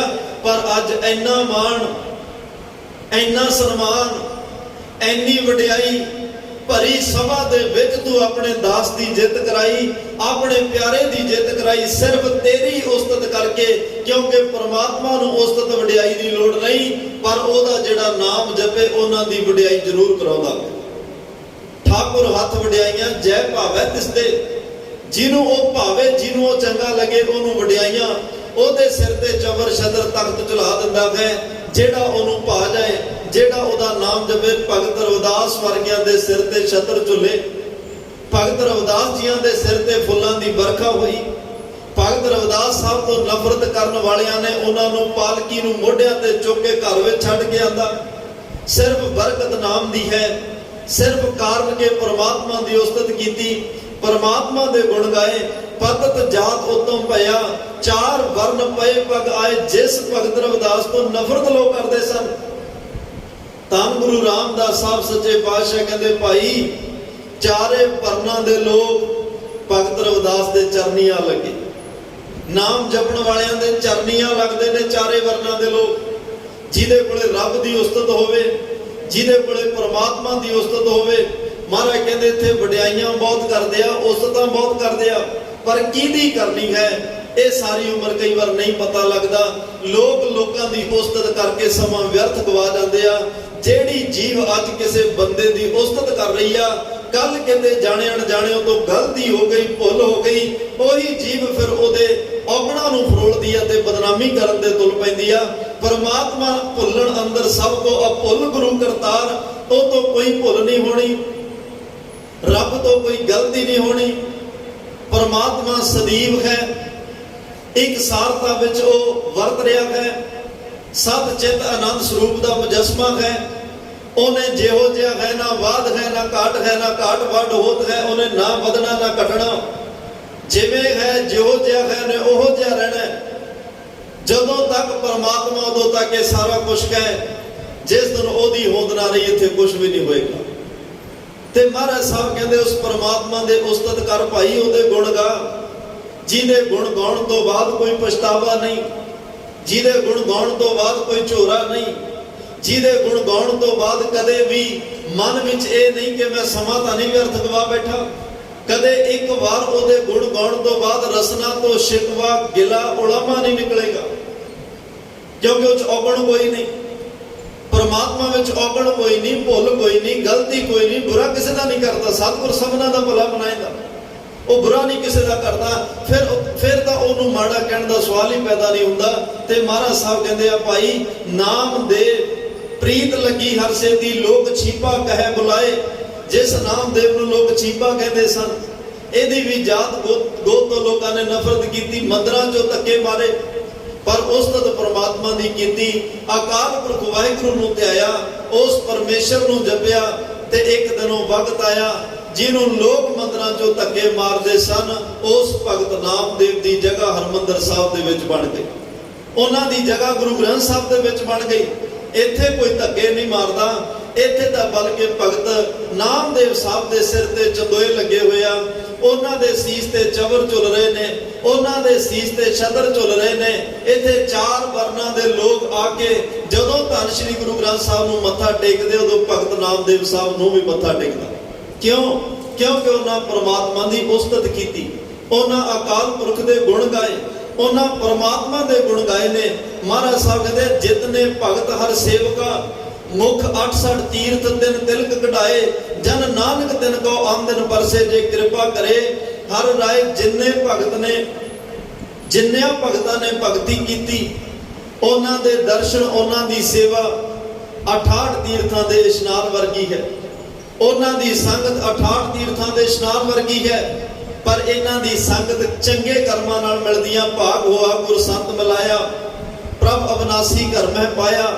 ਸੇਵ ਕਰੀ ਪਲ ਚਸਾ ਨਾ ਵਿਛੜਾ, ਜਨ ਨਾਨਕ ਦਾਸ ਤੁਮਾਰੇ ਜੀਓ। ਇੱਕ ਗੁਰਮੁਖ, ਇੱਕ ਮਹਾਂਪੁਰਖ ਦੀ ਸੰਗਤ ਕਰਮਾਂ ਨਾਲ, ਗੁਰੂ ਦੀ ਸੰਗਤ ਕਰਮਾਂ ਨਾਲ, ਫਿਰ ਗੁਰੂ ਸਾਹਿਬ ਕਿਰਪਾ ਕਰਦੇ ਆ, ਗੁਰੂ ਰਾਹੀਂ ਪਰਮਾਤਮਾ ਦਾ ਮਿਲਾਪ ਹੋ ਜਾਂਦਾ ਹੈ। ਇਨਸਾਨ ਪਰਮਾਤਮਾ ਵਿੱਚ ਅਭੇਦ ਹੋ ਜਾਂਦਾ ਹੈ। ਜਿਹੜੇ ਭਾਈ ਰੱਬ ਦੇ ਉੱਪਰ ਭਰੋਸਾ ਰੱਖ ਕੇ ਚੱਲਣ, ਪਰਮਾਤਮਾ ਉਹਨਾਂ ਦੀ ਲਾਜ ਜ਼ਰੂਰ ਰੱਖਦਾ ਹੈ। ਭਗਤ ਜੈਦੇਵ ਸਾਹਿਬ ਬੰਗਾਲ ਦੇ ਵਿੱਚ ਜਨਮ ਹੈ, ਕੇਂਦਰੀ ਪਿੰਡ ਵਿੱਚ। ਬਚਪਨ ਦੀ ਅਵਸਥਾ ਮਾਤਾ ਪਿਤਾ ਕਾਲ ਚਲਾਣਾ ਕਰ ਗਏ। ਵੱਡੀ ਸੱਟ ਹੈ, ਅਨਾਥ ਹੋ ਗਏ, ਯਤੀਮ ਹੋ ਗਏ। ਇੱਕ ਬੜਾ ਕਪਟੀ ਬੰਦਾ ਹੈ, ਬੜਾ ਛਲੀਆ ਬੰਦਾ ਹੈ, ਠੱਗ ਬਿਰਤੀ ਦਾ ਬੰਦਾ, ਲੋਭ ਲਾਲਚੀ ਬਿਰਤੀ ਦਾ ਇਨਸਾਨ ਹੈ। ਉਹ ਆਇਆ ਭਗਤ ਜੈਦੇਵ ਜੀ ਕੋਲ, ਬੜੇ ਉਹਨੇ ਹਮਦਰਦੀ ਦੇ ਜਿਹੜੇ ਬੋਲ ਬੋਲੇ, ਜਿਵੇਂ ਬਹੁਤ ਵੱਡਾ ਉਹਨੂੰ ਦੁੱਖ ਲੱਗਿਆ ਹੋਵੇ। ਕੁਝ ਗੱਲਾਂ ਇਧਰ ਉਧਰ ਦੀਆਂ ਕਰਕੇ ਅਖੀਰ ਵਿੱਚ ਕਹਿਣ ਲੱਗਿਆ, ਜੈਦੇਵ ਜੀ ਮੇਰਾ ਮਨ ਤਾਂ ਨਹੀਂ ਸੀ ਕਰਦਾ ਕਹਿਣ ਨੂੰ, ਪਰ ਗੱਲ ਕਹਿ ਦੇਣੀ ਚਾਹੀਦੀ ਹੈ। ਤੁਹਾਡੇ ਪਿਤਾ ਨੇ ਮੇਰੇ ਤੋਂ ਕੁਝ ਕਰਜ਼ਾ ਲਿਆ ਸੀ, ਤੇ ਮੈਨੂੰ ਮਾਇਆ ਦੀ ਬੜੀ ਲੋੜ ਹੈ। ਮਜਬੂਰੀ ਤੁਹਾਡੀ ਵੀ ਸਮਝਦਾ, ਮਜਬੂਰੀ ਮੇਰੇ ਵੀ ਬੜੀ ਵੱਡੀ ਹੈ। ਜੇ ਤੁਸੀਂ ਉਹ ਕਰਜ਼ਾ ਵਾਪਸ ਕਰ ਦਿਓ। ਹੁਣ ਭਗਤ ਜੈਦੇਵ ਬਚਪਨ ਅਵਸਥਾ, ਕੋਈ ਕੰਮ ਨਹੀਂ, ਕਾਰੋਬਾਰ ਨਹੀਂ, ਮਾਤਾ ਪਿਤਾ ਬੈਠੇ ਸਨ, ਸਭ ਕਮਾਉਂਦੇ, ਖਾਂਦੇ ਪੀਂਦੇ, ਸਾਰਾ ਕੁਝ ਠੀਕ ਚੱਲ ਰਿਹਾ ਸੀ। ਪਰ ਭਗਤ ਜੈਦੇਵ ਸਾਹਿਬ ਨੂੰ ਕੁਝ ਨਹੀਂ ਪਤਾ। ਉਹਨਾਂ ਫਿਰ ਨਾਲ ਹੀ ਕਿਹਾ, ਕੋਈ ਗੱਲ ਨਹੀਂ, ਮੈਨੂੰ ਪਤਾ ਤੁਹਾਡੇ ਕੋਲੇ ਪੈਸਾ ਨਹੀਂ, ਤੁਸੀਂ ਇਉਂ ਕਰੋ, ਜਿਹੜਾ ਤੁਹਾਡਾ ਘਰ ਹੈ, ਘਰ ਦੇ ਪਤਾ ਇਹ ਤੁਸੀਂ ਮੇਰੇ ਨਾਮ ਕਰ ਦਿਓ। ਤੇ ਆਪਣਾ ਕਰਜ਼ਾ ਜਿਹੜਾ ਉਹ ਬਰਾਬਰ ਹੋ ਜਾਏਗਾ। ਹੁਣ ਬੱਚੇ ਸਨ, ਬਾਲਕ ਅਵਸਥਾ ਹੈ, ਪਰ ਭਰੋਸਾ ਪਰਮਾਤਮਾ ਤੇ ਉਸਤਤ ਪਰਮਾਤਮਾ ਦੀ ਅਕਾਲ ਪੁਰਖ ਦੇ ਚਰਨਾਂ ਨਾਲ ਜੁੜੇ ਹੋਏ ਨੇ। ਭਗਤ ਜੈਦੇਵ ਸਾਹਿਬ ਨੇ ਜਿਵੇਂ ਉਹਨਾਂ ਨੇ ਕਿਹਾ ਲਿਖ ਕੇ ਦੇ ਦਿੱਤਾ, ਤੇ ਇਹ ਛਲੀਆ ਇਨਸਾਨ ਬੜਾ ਖੁਸ਼ ਹੋਇਆ ਕਿ ਮੈਂ ਠੱਗੀ ਮਾਰ ਕੇ ਆ ਗਿਆ। ਇਸ ਬੱਚੇ ਨੂੰ ਕੀ ਪਤਾ, ਸਾਰਾ ਘਰ ਪਰਿਵਾਰ ਜੋ ਉਹਦਾ ਸੀ ਮੈਂ ਆਪਣੇ ਨਾਂ ਕਰਾ ਲਿਆ। ਕਿਸੇ ਨੇ ਕੀ ਕਹਿਣਾ, ਕਿਸੇ ਨੂੰ ਕੀ ਪਤਾ ਕਰਜ਼ਾ ਲਿਆ ਜਾਂ ਨਹੀਂ ਲਿਆ। ਘਰ ਦੇ ਵਿੱਚ ਉਹ ਲਿਖਿਆ ਹੋਇਆ ਕਾਗਜ਼ ਸੰਭਾਲ ਕੇ ਰੱਖ ਦਿੱਤਾ। ਭਗਤ ਜੈਦੇਵ ਸਾਹਿਬ ਦੀਆਂ ਡੋਰੀਆਂ ਪਰਮਾਤਮਾ ਦੇ ਨੇ। ਕੋਈ ਗੱਲ ਨਹੀਂ ਪਰਮਾਤਮਾ, ਜੇ ਤੂੰ ਮਾਂ-ਬਾਪ ਮੇਰੇ ਤੋਂ ਲੈ ਲਏ, ਮੈਂ ਸਬਰ ਕੀਤਾ, ਭਾਣਾ ਮੰਨਿਆ। ਜੇ ਅੱਜ ਤੂੰ ਮੇਰੇ ਤੋਂ ਘਰ ਵੀ ਲੈ ਲਿਆ, ਮੈਂ ਇਸ ਤੇਰੀ ਰਜ਼ਾ ਵਿੱਚ ਵੀ ਖੁਸ਼ ਹਾਂ, ਕੋਈ ਉਲਾਮਾ ਨਹੀਂ ਦਿਆਂਗਾ। ਦੇਖੋ ਭਗਤਾਂ ਨੇ ਸਭ ਕੁਝ ਆਪਣੇ ਆਪ ਤੇ ਹਟਾ ਕੇ ਇੰਨੇ ਦੁੱਖਾਂ ਵਿੱਚ ਆਪਣੀਆਂ ਜ਼ਿੰਦਗੀਆਂ ਪਾ ਕੇ ਸਾਨੂੰ ਦੱਸਿਆ, ਭਾਈ ਇੰਨੇ ਵੱਡੇ ਦੁੱਖ, ਮਾਂ-ਬਾਪ ਚਲੇ ਜਾਣ, ਘਰ ਪਰਿਵਾਰ ਕੁਝ ਵੀ ਨਾ ਰਵੇ, ਫਿਰ ਵੀ ਜਿਹੜਾ ਨਿਸ਼ਚਾ ਅਡੋਲ ਦ੍ਰਿੜ ਹੋਣਾ ਚਾਹੀਦਾ, ਭਰੋਸਾ ਪਰਮਾਤਮਾ ਤੇ ਅਟੁੱਟ ਹੋਣਾ ਚਾਹੀਦਾ, ਭਰੋਸਾ ਨਹੀਂ ਟੁੱਟਣਾ ਚਾਹੀਦਾ। ਇੱਥੇ ਨਿੱਕੀਆਂ ਨਿੱਕੀਆਂ ਗੱਲਾਂ ਤੋਂ ਇਨਸਾਨ ਕਈ ਵਾਰ ਧਰਮ ਵੀ ਛੱਡ ਜਾਂਦਾ ਹੈ, ਕਈ ਵਾਰ ਆਪਣਾ ਜਿਹੜਾ ਗੁਰੂ ਨਾਲ ਜੁੜਿਆ ਉੱਥੋਂ ਬੇਮੁਖ ਹੋ ਜਾਂਦਾ ਹੈ, ਕਈ ਇੰਨੇ ਕੁ ਟੁੱਟ ਜਾਂਦੇ ਆ ਉਹ ਦੁਨੀਆ ਵੀ ਛੱਡ ਜਾਂਦੇ। ਜਿਹਦਾ ਵਿਸ਼ਵਾਸ ਗੁਰੂ ਤੇ ਅਡੋਲ ਹੋਵੇ, ਚੰਗੇ ਮਾੜੇ ਵਕਤ ਆਉਂਦੇ ਜਾਂਦੇ ਰਹਿੰਦੇ ਆ, ਦੁੱਖ ਸੁੱਖ ਦਾ ਨਾ ਧੁੱਪ ਛਾਂ ਦਾ ਨਾ ਹੀ ਜ਼ਿੰਦਗੀ ਹੈ। ਇੱਥੇ ਮੌਸਮ ਦੀ ਤਰ੍ਹਾਂ ਸਭ ਕੁਝ ਬਦਲਦਾ ਹੈ, ਕੁਝ ਵੀ ਸਥਿਰਤਾ ਨਹੀਂ। ਜੇ ਅੱਜ ਮਾੜਾ ਸਮਾਂ ਆਇਆ, ਜੇ ਚੰਗਾ ਨਹੀਂ ਰਿਹਾ, ਮਾੜੇ ਨੇ ਵੀ ਨਹੀਂ ਰਹਿਣਾ, ਨੇ ਚਲੇ ਜਾਣਾ ਹੈ। ਇਹ ਸਾਡੇ ਸਬਰ ਦੀ ਪਰਖ ਹੁੰਦੀ ਹੈ। ਇਹ ਕਿੰਨਾ ਕੁ ਗੁਰੂ ਤੇ ਵਿਸ਼ਵਾਸ ਆ ਉਹਦੀ ਪਰਖ ਹੁੰਦੀ ਹੈ, ਕਿੰਨੀ ਕੁ ਅਸੀਂ ਬਾਣੀ ਪੜ੍ਹੀ ਆ ਉਹਦੀ ਪਰਖ ਹੁੰਦੀ ਹੈ। ਇੱਥੇ ਜਿਹੜੇ ਗੁਰੂ ਤੇ ਭਰੋਸਾ ਰੱਖ ਕੇ ਚੱਲਣ, ਪਾਤਸ਼ਾਹ ਜਿਉਂ ਭਾਵੇਂ ਤਿਉਂ ਰੱਖ ਲੈ, ਹਮ ਸ਼ਰਨ ਪ੍ਰਭ ਆਏ ਰਾਮ ਰਾਜੇ। ਜਿਵੇਂ ਤੈਨੂੰ ਚੰਗਾ ਲੱਗਦਾ ਉਵੇਂ ਰੱਖ। ਜੇ ਭੁੱਖ ਦੇਤਾ ਤੁਝੇ ਅਰਾਧੀ, ਦੁੱਖ ਵੀ ਤੁਝੇ ਧਿਆਈ। ਜੇ ਤੂੰ ਦੁੱਖ ਦਵੇਂ ਤਾਂ ਵੀ ਤੈਨੂੰ, ਜੇ ਸੁੱਖ ਦਵੇਂ ਤਾਂ ਵੀ ਤੈਨੂੰ, ਜੇ ਭੁੱਖ ਦਵੇਂ ਤਾਂ ਵੀ ਤੈਨੂੰ ਧਿਆਉਣਾ। ਜਿਵੇਂ ਜਿਹੋ ਜਿਹੇ ਹਾਲਾਤਾਂ ਵਿੱਚ ਰੱਖੇ, ਬਸ ਆਪਣੇ ਚਰਨਾਂ ਨਾਲ ਜੋੜ ਕੇ ਰੱਖੀ।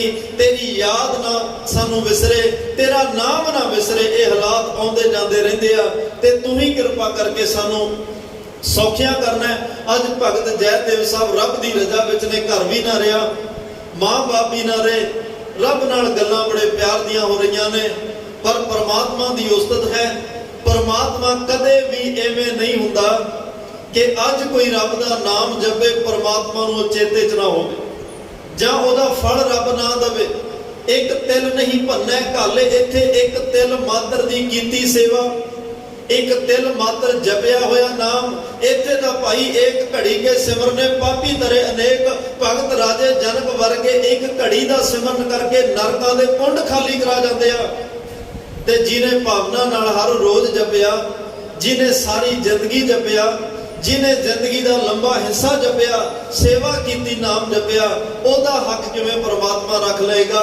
ਪਰਮਾਤਮਾ ਦੇ ਚੇਤੇ ਵਿੱਚ, ਜ਼ਿਹਨ ਵਿੱਚ ਹੁੰਦਾ, ਪਰ ਉਹਦੀ ਦਾਤ, ਉਹਦਾ ਫਲ ਕਦੋਂ ਦੇਣਾ, ਇਹ ਪਰਮਾਤਮਾ ਦੀ ਛੱਡ ਕੇ ਚੱਲਣਾ ਚਾਹੀਦਾ।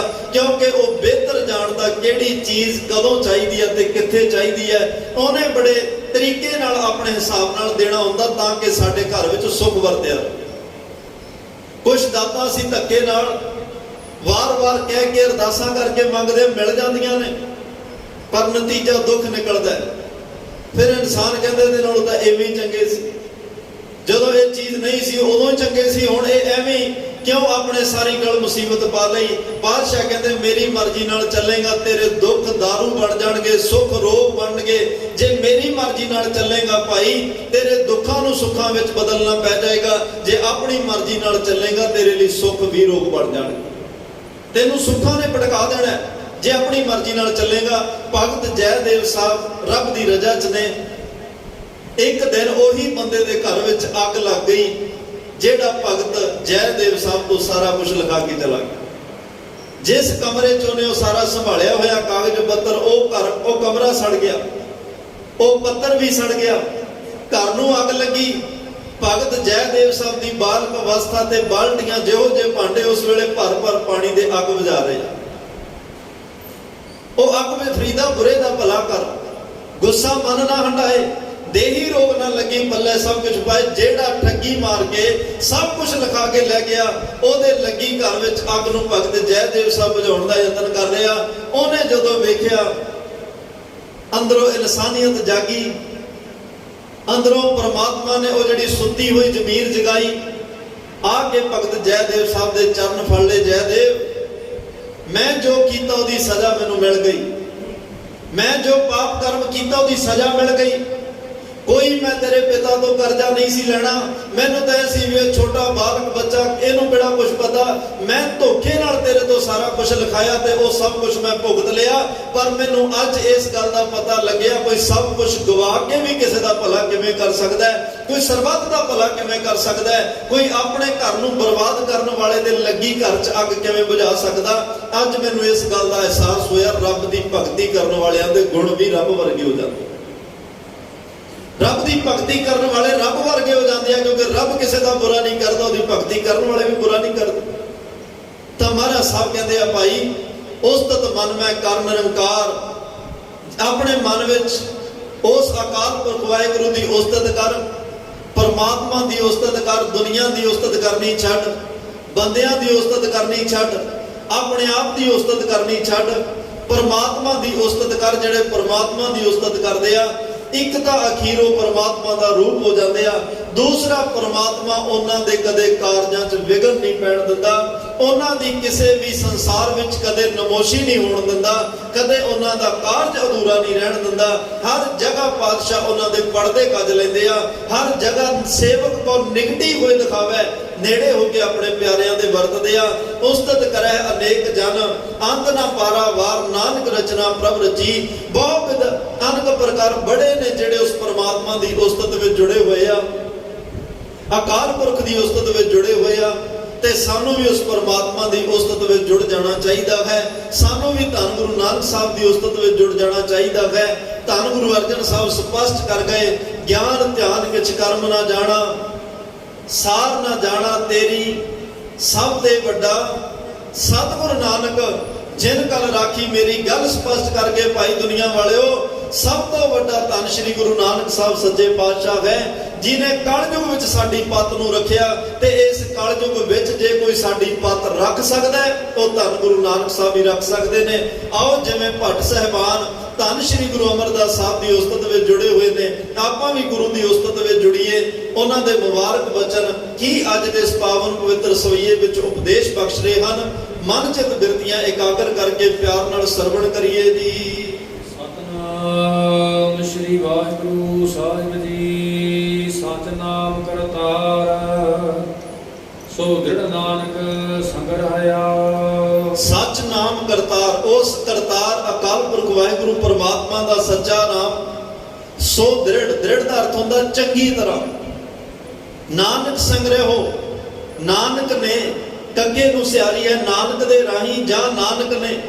ਜੇ ਨੰਨਾ ਕੱਕਾ ਮੁਕਤਾ ਹੋਏਗਾ ਫਿਰ ਇਹ ਇੱਕ ਕਵੀ ਦੀ ਮੋਹਰ ਛਾਪ ਹੋਏਗੀ, ਜੇ ਕੱਕੇ ਨੂੰ ਔਗੜ ਹੋਏਗੀ ਫਿਰ ਨਾਨਕ ਸਾਹਿਬ ਨੂੰ ਸੰਬੋਧਨ ਹੋਏਗਾ। ਇੱਥੇ ਨਾਨਕ ਕੱਕੇ ਦੇ ਇਹਨੂੰ ਸਿਆਰੀ ਹੈ।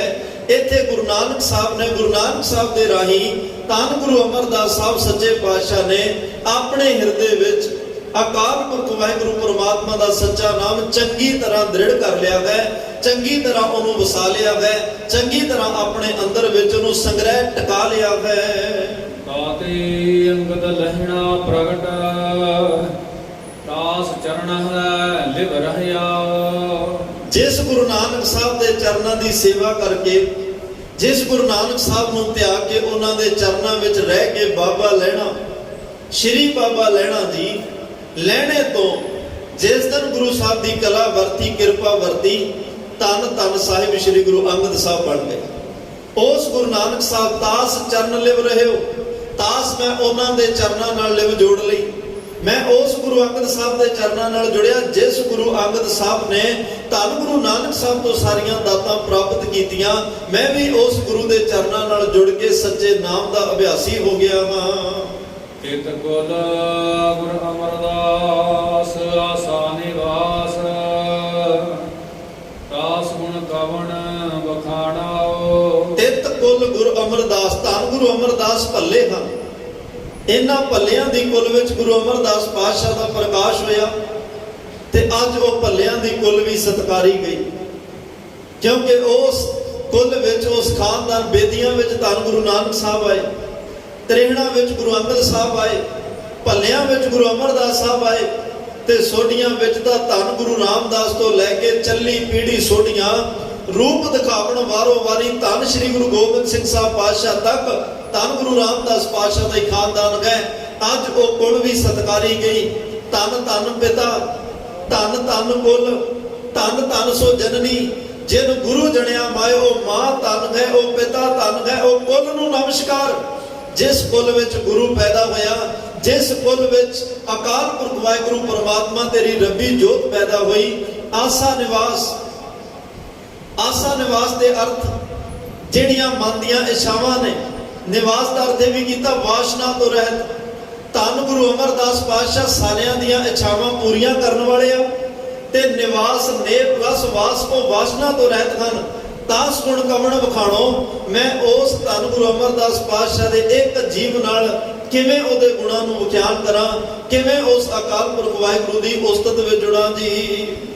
ਜੋ ਗੁਣ ਲਖ ਗਮ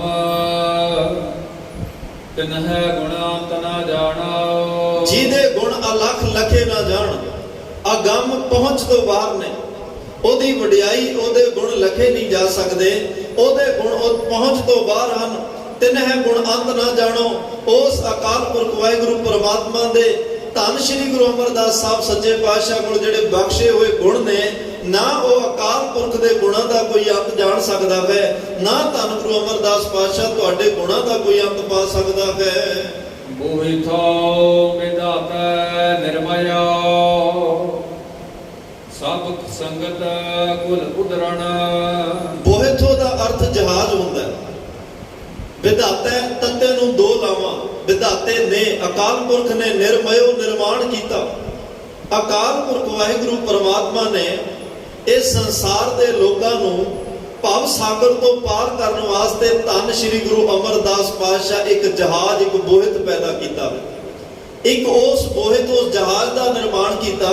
ਦੇਖੋ, ਸੰਸਾਰ ਦੇ ਸਮੁੰਦਰਾਂ ਤੋਂ ਪਾਰ ਹੋਣਾ ਹੋਵੇ, ਦੁਨੀਆ ਨੇ ਇਸ ਪਾਣੀ ਵਿੱਚੋਂ ਪਾਰ ਹੋਣ ਵਾਸਤੇ ਬੜੇ ਸਾਧਨ ਬਣਾ ਲਏ। ਕਿਸ਼ਤੀਆਂ ਬਣੀਆਂ, ਕਰੂਜ਼ ਬਣੇ, ਵੋਟਾਂ ਬਣੀਆਂ, ਵੱਡੇ ਵੱਡੇ ਸਮੁੰਦਰੀ ਜਹਾਜ਼ ਬਣੇ।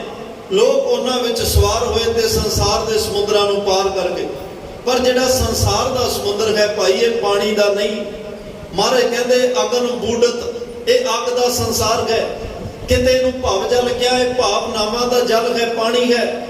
ਭਵ ਸਾਗਰ, ਭਾਵਨਾਵਾਂ ਦਾ ਸਾਗਰ, ਭਾਵਨਾਵਾਂ ਦਾ ਪਾਣੀ ਹੈ। ਇਹ ਅੱਗ ਦਾ ਸਾਗਰ ਹੈ। ਅੱਗ ਦੇ ਸਾਗਰ ਵਿੱਚ ਲੱਕੜ ਦੀਆਂ ਕਿਸ਼ਤੀਆਂ ਕਿਵੇਂ ਤਰਨ? ਅੱਗ ਦੇ ਸਮੁੰਦਰ ਵਿੱਚੋਂ ਸਮੁੰਦਰੀ ਜਹਾਜ਼ ਕਿਵੇਂ ਲੰਘਣ? ਅੱਗ ਦੇ ਸਮੁੰਦਰ ਵਿੱਚੋਂ ਜਿਹੜੇ ਸੰਸਾਰ ਦੇ ਬੋਟ ਕਰੂਜ਼ ਨੇ ਕਿਵੇਂ ਪਾਰ ਹੋਣ? ਨਹੀਂ ਹੋ ਸਕਦੇ ਨਾ। ਇਹ ਅੱਗ ਦਾ ਸਾਗਰ ਹੈ। ਪਾਤਸ਼ਾਹ ਕਹਿੰਦੇ ਅੱਗ ਵਿੱਚ ਦੀ ਤਾਂ 1 ਸੈਕਿੰਡ ਲਈ ਕੋਈ ਅੱਗ ਵਿੱਚ ਹੱਥ ਰੱਖੇ ਸੜ ਜਾਂਦਾ ਹੈ, ਪਰ ਇੰਨੇ ਵੱਡੇ ਅੱਗ ਦੇ ਸਾਗਰ ਨੂੰ ਕਿਵੇਂ ਪਾਰ ਲੰਘਿਆ ਜਾ ਸਕਦਾ? ਕੱਲ ਤਾਤੀ ਠੰਡਾ ਹਰਨਾਓ। ਮਹਾਰਾਜ ਕਹਿੰਦੇ ਚਿੰਤਾ ਨਾ ਕਰ, ਮੈਂ ਤੈਨੂੰ ਇਹ ਅੱਗ ਦਾ ਸਾਗਰ ਪਾਰ ਕਰਨ ਵਾਸਤੇ ਗੁਰਬਾਣੀ ਰੂਪ ਧੰਨ ਗੁਰੂ, ਪਹਿਲਾਂ ਧੰਨ ਸ਼੍ਰੀ ਗੁਰੂ ਨਾਨਕ ਸਾਹਿਬ ਆਏ, ਪਰਮਾਤਮਾ ਦੇ ਘਰ ਚੋਂ ਧੁਰ ਕੀ ਬਾਣੀ ਲੈ ਕੇ ਆਏ। ਧੰਨ ਗੁਰੂ ਅੰਗਦ ਸਾਹਿਬ ਆਏ, 63 ਸ਼ਲੋਕ ਉਹਨਾਂ ਨੇ ਆਪਣੀ ਰਸਨਾ ਤੋਂ ਉਚਾਰ ਕੇ ਸਾਨੂੰ ਬਾਣੀ ਦਾ ਜਹਾਜ਼ ਬੋਹਿਤ ਬਖਸ਼ਿਆ। ਧੰਨ ਗੁਰੂ ਅਮਰਦਾਸ ਪਾਤਸ਼ਾਹ ਦਾ ਸਮਾਂ ਆਇਆ, 885 ਸ਼ਬਦ 19 ਰਾਗਾਂ ਵਿੱਚ ਧੰਨ ਸ਼੍ਰੀ ਗੁਰੂ ਅਮਰਦਾਸ ਸਾਹਿਬ ਨੇ ਬਖਸ਼ਿਸ਼ ਕੀਤੇ। ਭੱਟ ਕੀਰਤ ਜੀ ਕਹਿ ਰਹੇ ਆ ਕਿ ਧੰਨ ਗੁਰੂ ਅਮਰਦਾਸ ਪਾਤਸ਼ਾਹ ਭਾਈ ਅਕਾਲ ਪੁਰਖ ਨੇ ਇੱਕ ਐਸਾ ਬੋਹਿਤ, ਇੱਕ ਐਸਾ ਜਹਾਜ਼ ਬਣਾਇਆ। ਗੁਰੂ ਅਮਰਦਾਸ ਸਾਹਿਬ ਕਹਿੰਦੇ ਮੈਂ ਜਹਾਜ਼ ਨਹੀਂ ਭਾਈ, ਮੈਂ ਤੁਹਾਨੂੰ ਪਰਮਾਤਮਾ ਦਾ ਨਾਮ ਰੂਪੀ ਗੁਰਬਾਣੀ ਰੂਪ ਜਹਾਜ਼ ਦਿੱਤਾ ਹੈ। ਤੁਸੀਂ ਇਸ ਬਾਣੀ ਦੇ ਜਹਾਜ਼ ਤੇ ਸਵਾਰ ਹੋਵੋ, ਇਸ ਬਾਣੀ ਦੇ ਸ਼ਬਦ ਨੂੰ ਆਪਣੇ ਹਿਰਦੇ 'ਚ ਵਸਾ ਲਓ। ਇਹ ਬਾਣੀ ਤੁਹਾਨੂੰ ਇਹ ਸੰਸਾਰ ਦੇ ਅੱਗ ਸਾਗਰ ਤੋਂ ਪਾਰ ਕਰ ਦੇਗੀ, ਇਹ ਭਾਵਨਾਵਾਂ ਦੇ ਸਾਗਰ ਤੋਂ ਪਾਰ ਕਰ ਦੇਗੀ। ਇਸ ਬਾਣੀ ਦਾ ਪੱਲਾ ਪਕੜੋ, ਇਹ ਭਵ ਸਾਗਰ ਵਿੱਚ ਡੁੱਬਣ ਨਹੀਂ ਦੇਗੀ। ਇਹ ਪਰਮਾਤਮਾ ਨੇ ਬੋਹਿਤ ਇੱਕ ਜਹਾਜ਼ ਬਖਸ਼ਿਆ। ਤਾਂ ਮਹਾਰਾਜ ਕਹਿ ਰਹੇ ਆ ਬੋਹਿਥੋਂ ਵਿਧਾਤਾ ਨਿਰਮਯੋ, ਅਕਾਲ ਪੁਰਖ ਨੇ ਧੰਨ ਗੁਰੂ ਅਮਰਦਾਸ ਸਾਹਿਬ ਰੂਪੀ ਇੱਕ ਬੋਹਿਤ ਜਹਾਜ਼ ਦਾ ਨਿਰਮਾਣ ਕੀਤਾ। ਸਭ ਸੰਗਤ ਕੁਲ ਉਦਰਣ, ਸਾਰੀ ਸੰਗਤ ਦੇ ਉਧਾਰ ਲਈ। ਆਪਣੀ ਸਾਰੀ ਕੁੱਲ ਦੇ ਉਧਾਰ ਲਈ ਸੰਗਤ ਦੀਆਂ ਕੁੱਲਾਂ, ਸੰਗਤ ਦੇ ਸਮੂਹ। ਹੁਣ ਇੱਕ ਸਿੱਖ ਨੂੰ ਨਾਮ ਦੀ ਦਾਤ ਦਿੱਤੀ, ਭਾਈ ਸੱਚਾ ਸੱਚ ਨੂੰ ਬਖਸ਼ੀ, ਭਾਈ ਮਨਸੁਖ ਨੂੰ ਬਖਸ਼ੀ, ਮਹਾਰਾਜ ਸਾਹਿਬ ਨੇ ਨਾਮ ਦੀ ਦਾਤ ਭਾਈ ਮਥੋ ਤੇ ਮੁਰਾਰੀ ਨੂੰ ਬਖਸ਼ਿਸ਼ ਕੀਤੀ। ਕਿੰਨੇ ਗੁਰਮੁਖ ਆਏ, ਭਾਈ ਪਾਰੋ ਹੰਸ ਨੂੰ ਬਖਸ਼ਿਸ਼ ਕੀਤੀ। ਤੇ ਜਿਹਦੇ ਕੋਲੇ ਇਹ ਨਾਮ ਦੀ ਦਾਤ ਦਿੱਤੀ, ਹੁਣ ਕੱਲੇ ਆਪ ਥੋੜਾ ਤਰੇ ਹੋਣਗੇ। ਮਹਾਰਾਜ ਸਾਹਿਬ ਦੇ ਗੁਰਮੁਖ ਕੋਟ ਉਧਾਰਦਾ ਦੇ ਨਾਮ ਹੈ ਇਹ ਕਣੀ। ਭਾਈ ਗੁਰਮੁਖ ਕੋਲ ਰੱਬ ਇੰਨੀ ਤਾਕਤ ਸਮਰੱਥਾ ਦੇ ਦਿੰਦਾ ਹੈ, ਉਹਨੇ ਆਪ ਦਾ ਤਰਨਾ ਕਰੋੜਾਂ ਹੋਰਾਂ ਨੂੰ ਵੀ ਤਾਰ ਲੈਂਦਾ। ਉਹਦੀਆਂ ਆਪਣੀਆਂ ਕੁਲਾਂ, ਉਹਦੇ ਸਹੁਰਿਆਂ ਦੀਆਂ ਕੁਲਾਂ, ਉਹਦੇ ਨਾਨਕਿਆਂ ਦਾਦਕਿਆਂ ਦੀਆਂ ਕੁਲਾਂ ਤਰਦੀਆਂ ਨੇ। ਜਿਹੜੇ ਉਹਦੀ ਸੰਗਤ ਕਰਦੇ ਆ, ਗੁਰਮੁਖ ਦੀ ਸੰਗਤ ਕਰਨ ਵਾਲੇ ਵੀ ਤਰ ਜਾਂਦੇ ਹਨ। ਸੰਗਤਾਂ ਦੇ ਉਧਾਰ ਲਈ, ਕੁਲਾਂ ਦੇ ਉਧਾਰ ਵਾਸਤੇ ਅਕਾਲ ਪੁਰਖ ਨੇ ਧੰਨ ਗੁਰੂ ਅਮਰਦਾਸ ਇੱਕ ਬੋਹਿਥ, ਇੱਕ ਜਹਾਜ਼ ਦਾ ਨਿਰਮਾਣ ਕੀਤਾ ਹੈ। ਗੁਰੂ ਅਮਰਦਾਸ ਕੀਰਤ ਕਹੈ, ਤਰਾਹਿ ਤਰਾਹਿ ਤੋ ਆਪਾ ਸਰਣ। ਇੱਥੇ ਕੀਰਤ ਦਾ ਅਰਥ ਕੀਰਤੀ ਨਹੀਂ। ਕੀਰਤੀ ਜੇ ਤੱਤੇ ਨੂੰ ਸਿਆਰੀ ਹੁੰਦੀ ਹੈ ਵਿਆਹ ਕਰਨ ਦੇ ਮਸਲਿਆਂ ਤਾਂ ਕੀਰਤੀ ਬਣਨਾ ਸੀ। ਤੱਤੇ ਨੂੰ ਔਂਕੜ ਇੱਕ ਵਚਨ ਹੈ। ਭੱਟ ਕੀਰਤ ਸਾਹਿਬ ਦਾ ਇਹ ਪਹਿਲਾ ਸਵਈਆ। ਉਹ ਕਹਿੰਦੇ ਜਦੋਂ ਮੈਨੂੰ ਪਤਾ ਲੱਗਿਆ ਨਾ ਕਿ ਧੰਨ ਗੁਰੂ ਅਮਰਦਾਸ ਸਾਹਿਬ ਦੇ ਹਿਰਦੇ ਵਿੱਚ ਸੱਚਾ ਨਾਮ ਦ੍ਰਿੜ ਚੰਗੀ ਤਰ੍ਹਾਂ ਜਿਹੜਾ ਉਹ ਨਿਵਾਸ ਕਰ ਚੁੱਕਿਆ ਹੈ, ਉਹਨਾਂ ਦੀ ਲਿਵ ਪਰਮਾਤਮਾ ਨਾਲ ਜੁੜ ਚੁੱਕੀ ਹੈ, ਉਹਨਾਂ ਦੇ ਗੁਣ ਜਿਹੜੇ ਉਹ ਵਿਖਿਆਨ ਨਹੀਂ ਹੋ ਸਕਦੇ, ਉਹ ਕੁਲਾਂ ਦਾ ਉਧਾਰ ਕਰਨ ਵਾਲੇ ਆ, ਉਹਨਾਂ ਦੇ ਗੁਣ ਅਲੱਖ ਅਗੰਮ ਅਗੋਚਰ ਹਨ। ਤੇ ਉਹ ਇੱਕ ਐਸਾ ਜਹਾਜ਼ ਨੇ ਜਿਹੜੇ ਭਵ ਸਾਗਰ ਤੋਂ ਪਾਰ ਕਰਦੇ ਆ। ਪਟ ਕੀਰਤ ਸਾਹਿਬ ਫਿਰ ਤਰਾਹੇ ਤਰਾਹੇ ਦੁਹਾਈ ਪਾ ਕੇ ਕਹਿ ਰਿਹਾ, ਦੁਹਾਈ ਹੈ ਧੰਨ ਗੁਰੂ ਅਮਰਦਾਸ। ਦੁਨੀਆ ਵਾਲਿਓ, ਮੈਨੂੰ ਪਤਾ ਲੱਗਿਆ ਗੁਰੂ ਅਮਰਦਾਸ ਦੀਆਂ ਵਡਿਆਈਆਂ ਕੀ ਨੇ। ਮੈਂ ਇਸ ਕਰਕੇ ਗੁਰੂ ਅਮਰਦਾਸ ਦੇ ਚਰਨਾਂ ਵਿੱਚ ਆ ਗਿਆ, ਮੈਂ ਗੁਰੂ ਅਮਰਦਾਸ ਦੀ ਸ਼ਰਨ ਵਿੱਚ ਆ ਗਿਆ। ਮੈਨੂੰ ਸਮਝ ਲੱਗੀ ਵੀ ਭਵ ਸਾਗਰ ਤੋਂ ਜੇ ਕੋਈ ਪਾਰ ਕਰ ਸਕਦਾ, ਧੰਨ ਗੁਰੂ ਅਮਰਦਾਸ ਸਾਹਿਬ ਕਰ ਸਕਦੇ ਆ। ਤੇ ਮੈਂ ਉਸ ਵੱਡੇ ਦਾਤੇ ਦੇ ਚਰਨਾਂ ਵਿੱਚ ਆਇਆ। ਮੈਂ ਦੁਹਾਈ ਪਾ ਕੇ ਕਿਹਾ, ਗੁਰੂ ਅਮਰਦਾਸ ਭੱਟ ਕੀਰਤ ਤੁਹਾਡੇ ਚਰਨਾਂ 'ਚ ਆਇਆ, ਚਰਨਾਂ ਦਾ ਦਾਸ ਬਣਾ ਕੇ ਮੈਨੂੰ ਚਰਨਾਂ ਵਿੱਚ ਰੱਖ ਲਓ, ਆਪਣੇ ਚਰਨਾਂ ਵਿੱਚ ਮੈਨੂੰ ਥਾਂ ਬਖਸ਼ਿਸ਼ ਕਰ ਦਿਓ। ਫਿਰ ਧੰਨ ਗੁਰੂ ਅਮਰਦਾਸ ਜੋ ਸ਼ਰਨ ਆਵੇ ਤਿਸ ਕੰਠ ਲਾਵੇ। ਇਹ ਬਿਰਧ ਸੁਆਮੀ ਸੰਦਾ ਭਾਈ ਜਿਹੜਾ ਵੀ ਇਸ ਦਰ ਤੇ ਆਉਂਦਾ, ਉਹਨੂੰ ਪਾਤਸ਼ਾਹ ਚਰਨਾਂ ਵਿੱਚ ਥਾਂ ਦਿੰਦੇ ਆ। ਉਸ ਦਾਤੇ ਦੀਆਂ ਵਡਿਆਈਆਂ ਦਾ ਕਵਨ ਉਪਮਾ ਕਹੋ, ਏਕ ਮੁਖ ਨਿਰਗੁਣ ਕੇ ਦਾ ਤੇਰਾ ਕਾਟ ਸਿਲਕ ਜੋ ਆਪਣਾ ਕੀਨੋ, ਨਾਨਕ ਸੁਖ ਨੇਰਾ। ਕਵਨ ਉਪਮਾ ਦਿਓ ਕਵਨ ਵਡਾਈ, ਨਾਨਕ ਖਿਨ ਖਿਨ ਵਾਰੇ। ਕਿਆ ਤੇਰੀਆਂ ਵਡਿਆਈਆਂ ਕਰੀਏ ਸਤਿਗੁਰੂ। ਘੜੀਆਂ ਦੇ ਸਮੇਂ ਸਮਾਪਤ ਹੋ ਸਕਦੇ ਆ, ਪਰ ਗੁਰੂ ਅਮਰਦਾਸ ਤੇਰੀਆਂ ਵਡਿਆਈਆਂ ਨਹੀਂ ਸਮਾਪਤ ਹੋ। ਇੰਨੀਆਂ ਬੇਨਤੀਆਂ ਪ੍ਰਵਾਨ ਕਰਿਓ। ਆਪ ਸੰਗਤ ਦਾ ਧੰਨਵਾਦ ਹੈ। ਸਤਿਗੁਰੂ ਕਿਰਪਾ ਕਰਨ ਸਾਡੀ ਸਾਰਿਆਂ ਦੀ ਝੋਲੀ 'ਚ ਨਾਮ ਦੀ ਦਾਤ, ਸਿਮਰਨ ਦੀ ਦਾਤ, ਗੁਰੂ ਅਮਰਦਾਸ ਸਾਹਿਬ ਦੀ ਗੁਣ ਗਾਉਣ ਦੀ ਦਾਤ ਸਾਡੀ ਝੋਲੀ 'ਚ ਪਾਉਣ, ਜਿਸ ਕਰਕੇ ਲੋਕ ਸੁਖੀਏ ਪਰਲੋਕ ਸੁਹੇਲੇ, ਨਾਨਕ ਹਰ ਪ੍ਰਭ ਆਪੇ ਮੇਲੇ ਦੇ ਭਾਗੀ ਬਣ ਸਕੀਏ। ਸਾਹਿਬ ਸ੍ਰੀ ਗੁਰੂ ਗ੍ਰੰਥ ਸਾਹਿਬ ਮਹਾਰਾਜ ਦਾ ਧੰਨ ਧੰਨ ਬਾਬਾ ਹਨੂਮਾਨ ਸਿੰਘ ਜੀ ਮਹਾਰਾਜ ਸਿੰਘ ਸ਼ਹੀਦਾਂ ਦਾ ਧੰਨਵਾਦ ਹੈ, ਜਿਹੜੇ ਆਪ ਵਿੱਚ ਵਰਤ ਕੇ ਆਪਣੇ ਦਰ ਦੀ ਸੇਵਾ ਲੈ ਰਹੇ ਆ। ਆਪ ਕਥਾ ਆਪ ਸੁਣਨੇ, ਹਰ ਆਪਣੀ ਕਥਾ ਆਪ ਕਰਾ ਰਹੇ ਆ, ਆਪ ਹੀ ਸੁਣ ਰਹੇ ਆ, ਹਰ ਪਾਸੇ ਉਹ ਆਪ ਵਰਤ ਰਹੇ ਆ। ਅਸੀਸ ਬਖਸ਼ਣੀ ਇਸੇ ਤਰ੍ਹਾਂ ਆਪ ਸੰਗਤ ਦੇ ਜੋੜੇ ਝਾੜਦੇ ਰਹੀਏ, ਸੰਗਤ ਦੀ ਸੇਵਾ ਕਰਦੇ ਰਹੀਏ। ਤਮਾਮ ਭੁੱਲਾਂ ਚੁੱਕਾਂ ਦੀ ਖਿਮਾ ਦਿਓ ਸੱਜਣ ਅਸੀਸੜੀਆਂ ਜੋ ਹੋਵੇ। ਸਾਹਿਬ ਸਿਓ ਮੇਲ ਆਓ ਆਖਰੀ ਪੰਕਤੀਆਂ ਦਾ ਪਾਠ ਸਰਵਣ ਕਰਕੇ ਸਮਾਪਤੀ ਕਰੀਏ ਜੀ। ਮੋਹਿ ਥਾਉ ਵਿਧਾਤਾ ਨਿਰਮਇਆ, ਸਭ ਸੰਗਤ ਕੁਲ ਉਦਰਣ। ਗੁਰੂ ਅਮਰਦਾਸ ਕੀਰਤ ਕਹੈ, ਤਰਾਹਿ ਤਰਾਹਿ ਤੋ ਆਪਾ ਸਰਣ। ਵਾਹਿਗੁਰੂ ਜੀ ਕਾ ਖਾਲਸਾ, ਵਾਹਿਗੁਰੂ ਜੀ ਕੀ ਫਤਿਹ। ਆਨੰਦ ਸਾਹਿਬ ਰਾਮਕਲੀ ਮਹੱਲਾ ਤੀਜਾ। ਆਨੰਦ ਇੱਕ ਓੰਕਾਰ ਸਤਿਗੁਰ ਪ੍ਰਸਾਦ। ਆਨੰਦ ਭਇਆ ਮੇਰੀ ਮਾਏ, ਸਤਿਗੁਰੂ ਮੈਂ ਪਾਇਆ। ਰਾਗ ਰਤਨ ਪਰਵਾਰ ਭਰੀਆਂ, ਸ਼ਬਦ ਗਾਵਣ ਆਈਆਂ। ਕਹਿ ਨਾਨਕ ਆਨੰਦ ਹੋਆ, ਸਤਿਗੁਰੂ ਮੈਂ ਪਾਇਆ। ਕਰਨਾਲ ਰਹੋ ਤੂੰ ਮਨ ਮੇਰੇ, ਦੁਖ ਸਭ ਵਿਸਾਰਨਾ।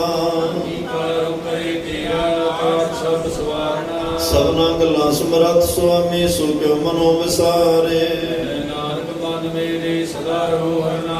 ਸਾਚੇ ਸਾਹਿਬਾ ਕਿਆ ਨਹੀਂ ਕਰਤੇ ਰਹਿ,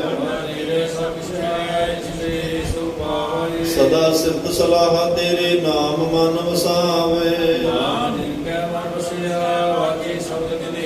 ਕਹਿ ਨਾਨਕ ਸੱਚੇ ਸਾਹਿਬ ਕਿਆ ਨਹੀਂ ਕਰਤੇ ਰਹਿ ਸਾਚਾ ਨਾਮ ਮੇਰਾ ਆਧਾਰੋ। ਨਾਮ ਆਧਾਰ ਲਿਆ ਜਿ ਭੁੱਖਾਂ ਸਭ ਗਵਾਈਆਂ। ਕਰ ਸ਼ਾਂਤ ਸੁਖ ਮਨ ਆਇ ਵਸਿਆ ਜਿਨ ਇੱਛਾ ਸਭ 부ਝਾਈਆਂ। ਕੁਰਬਾਨ ਕੀਤਾ ਗੁਰ ਵਿਟੋ ਜਿਸੀਆਂ ਹਿਰੜਿਆਈਆਂ। ਕਹਿ ਨਾਨਕ ਸੁਣੋ ਸੰਤੋ ਸ਼ਬਦ ਧਰੋ ਪਿਆਰੋ ਸਾਚਾ ਨਾਮ ਮੇਰਾ ਆਧਾਰੋ ਵਾਜੇ। ਪੰਜ ਸਭ ਤਿਨ ਘਰ ਸੁਭਾਗੈ ਘਰ ਸੁਭਾਗੈ ਸ਼ਬਦ ਵਾਜੇ ਅਲਾ ਗੀਤ ਕਰ ਧਾਰੀਆ। ਪੰਜ ਦੂਤ ਤੁਧ ਵਸ ਕੀਤੇ ਕਾਲ ਕੰਟਕ ਮਾਰਿਆ। ਬਾਇਦ ਜਿਨ ਕੋ ਸੇਦਾ ਮਹਰ ਕੈ ਲਾਗੀ। ਕਹਿ ਨਾਨਕ ਤਹਿ ਸੁਖ ਹੋਆ ਤਿਤ ਕਰ ਅਨਹਦ ਵਾਜੇ। ਸੁਨੋੜ ਭਾਗੀ ਹੋ ਸਗਲ ਦੋਤ ਪੂਰੇ। ਪਾਰ ਬ੍ਰਹਮ ਪ੍ਰਭ ਪਾਇਆ ਉਤਰੇ ਸਗਲ ਵਿਸੂਰੇ। ਗੁਰੂ ਸੰਤਾ ਗੁਰੇ ਸੁਣੀ ਸੱਚੀ ਬਾਣੀ। ਸੰਤ ਸਾਜਨ ਭਏ ਸਰਸੇ ਪੂਰੇ ਗੁਰ ਤੇ ਜਾਣੀ। ਪੁਨੀਤ ਕਰਤੇ ਪਵਿੱਤ ਸਤਿਗੁਰ ਆਪੂਰੇ। ਬਿਨਵੰਤ ਨਾਨਕ ਗੁਰ ਚਰਨ ਲਾਗੇ ਵਾਜੇ ਅਨਹਦ ਤੂਰੇ ਸਲੋਕ। ਗੁਰੂ ਬਾਣੀ ਪਿਤਾ ਮਾਤਾ ਤਮੰਤ। ਦਿਵਸ ਰਾਤ ਦੁਇ ਦਾਈ ਦਇਆ ਖੇਲੇ ਸਗਲ ਜਗਤ। ਕਰਮੀ ਆਪੋ ਆਪਣੀ ਕੇ ਨੇੜੇ ਕੇ ਦੂਰ। ਨਾਨਕ ਤੇ ਮੁਖ ਉਦਲੇ ਕੀਤੀ ਛੁੱਟੀ ਨਾਲ ਜਿਨੀ ਨਾਮ ਤੇ ਆਇਆ। ਨਾਨਕ ਤੇ ਮੁਖ ਉਜਲੇ ਵਾਹਿਗੁਰੂ ਜੀ ਕਾ ਖਾਲਸਾ ਵਾਹਿਗੁਰੂ ਜੀ ਕੀ ਫਤਿਹ।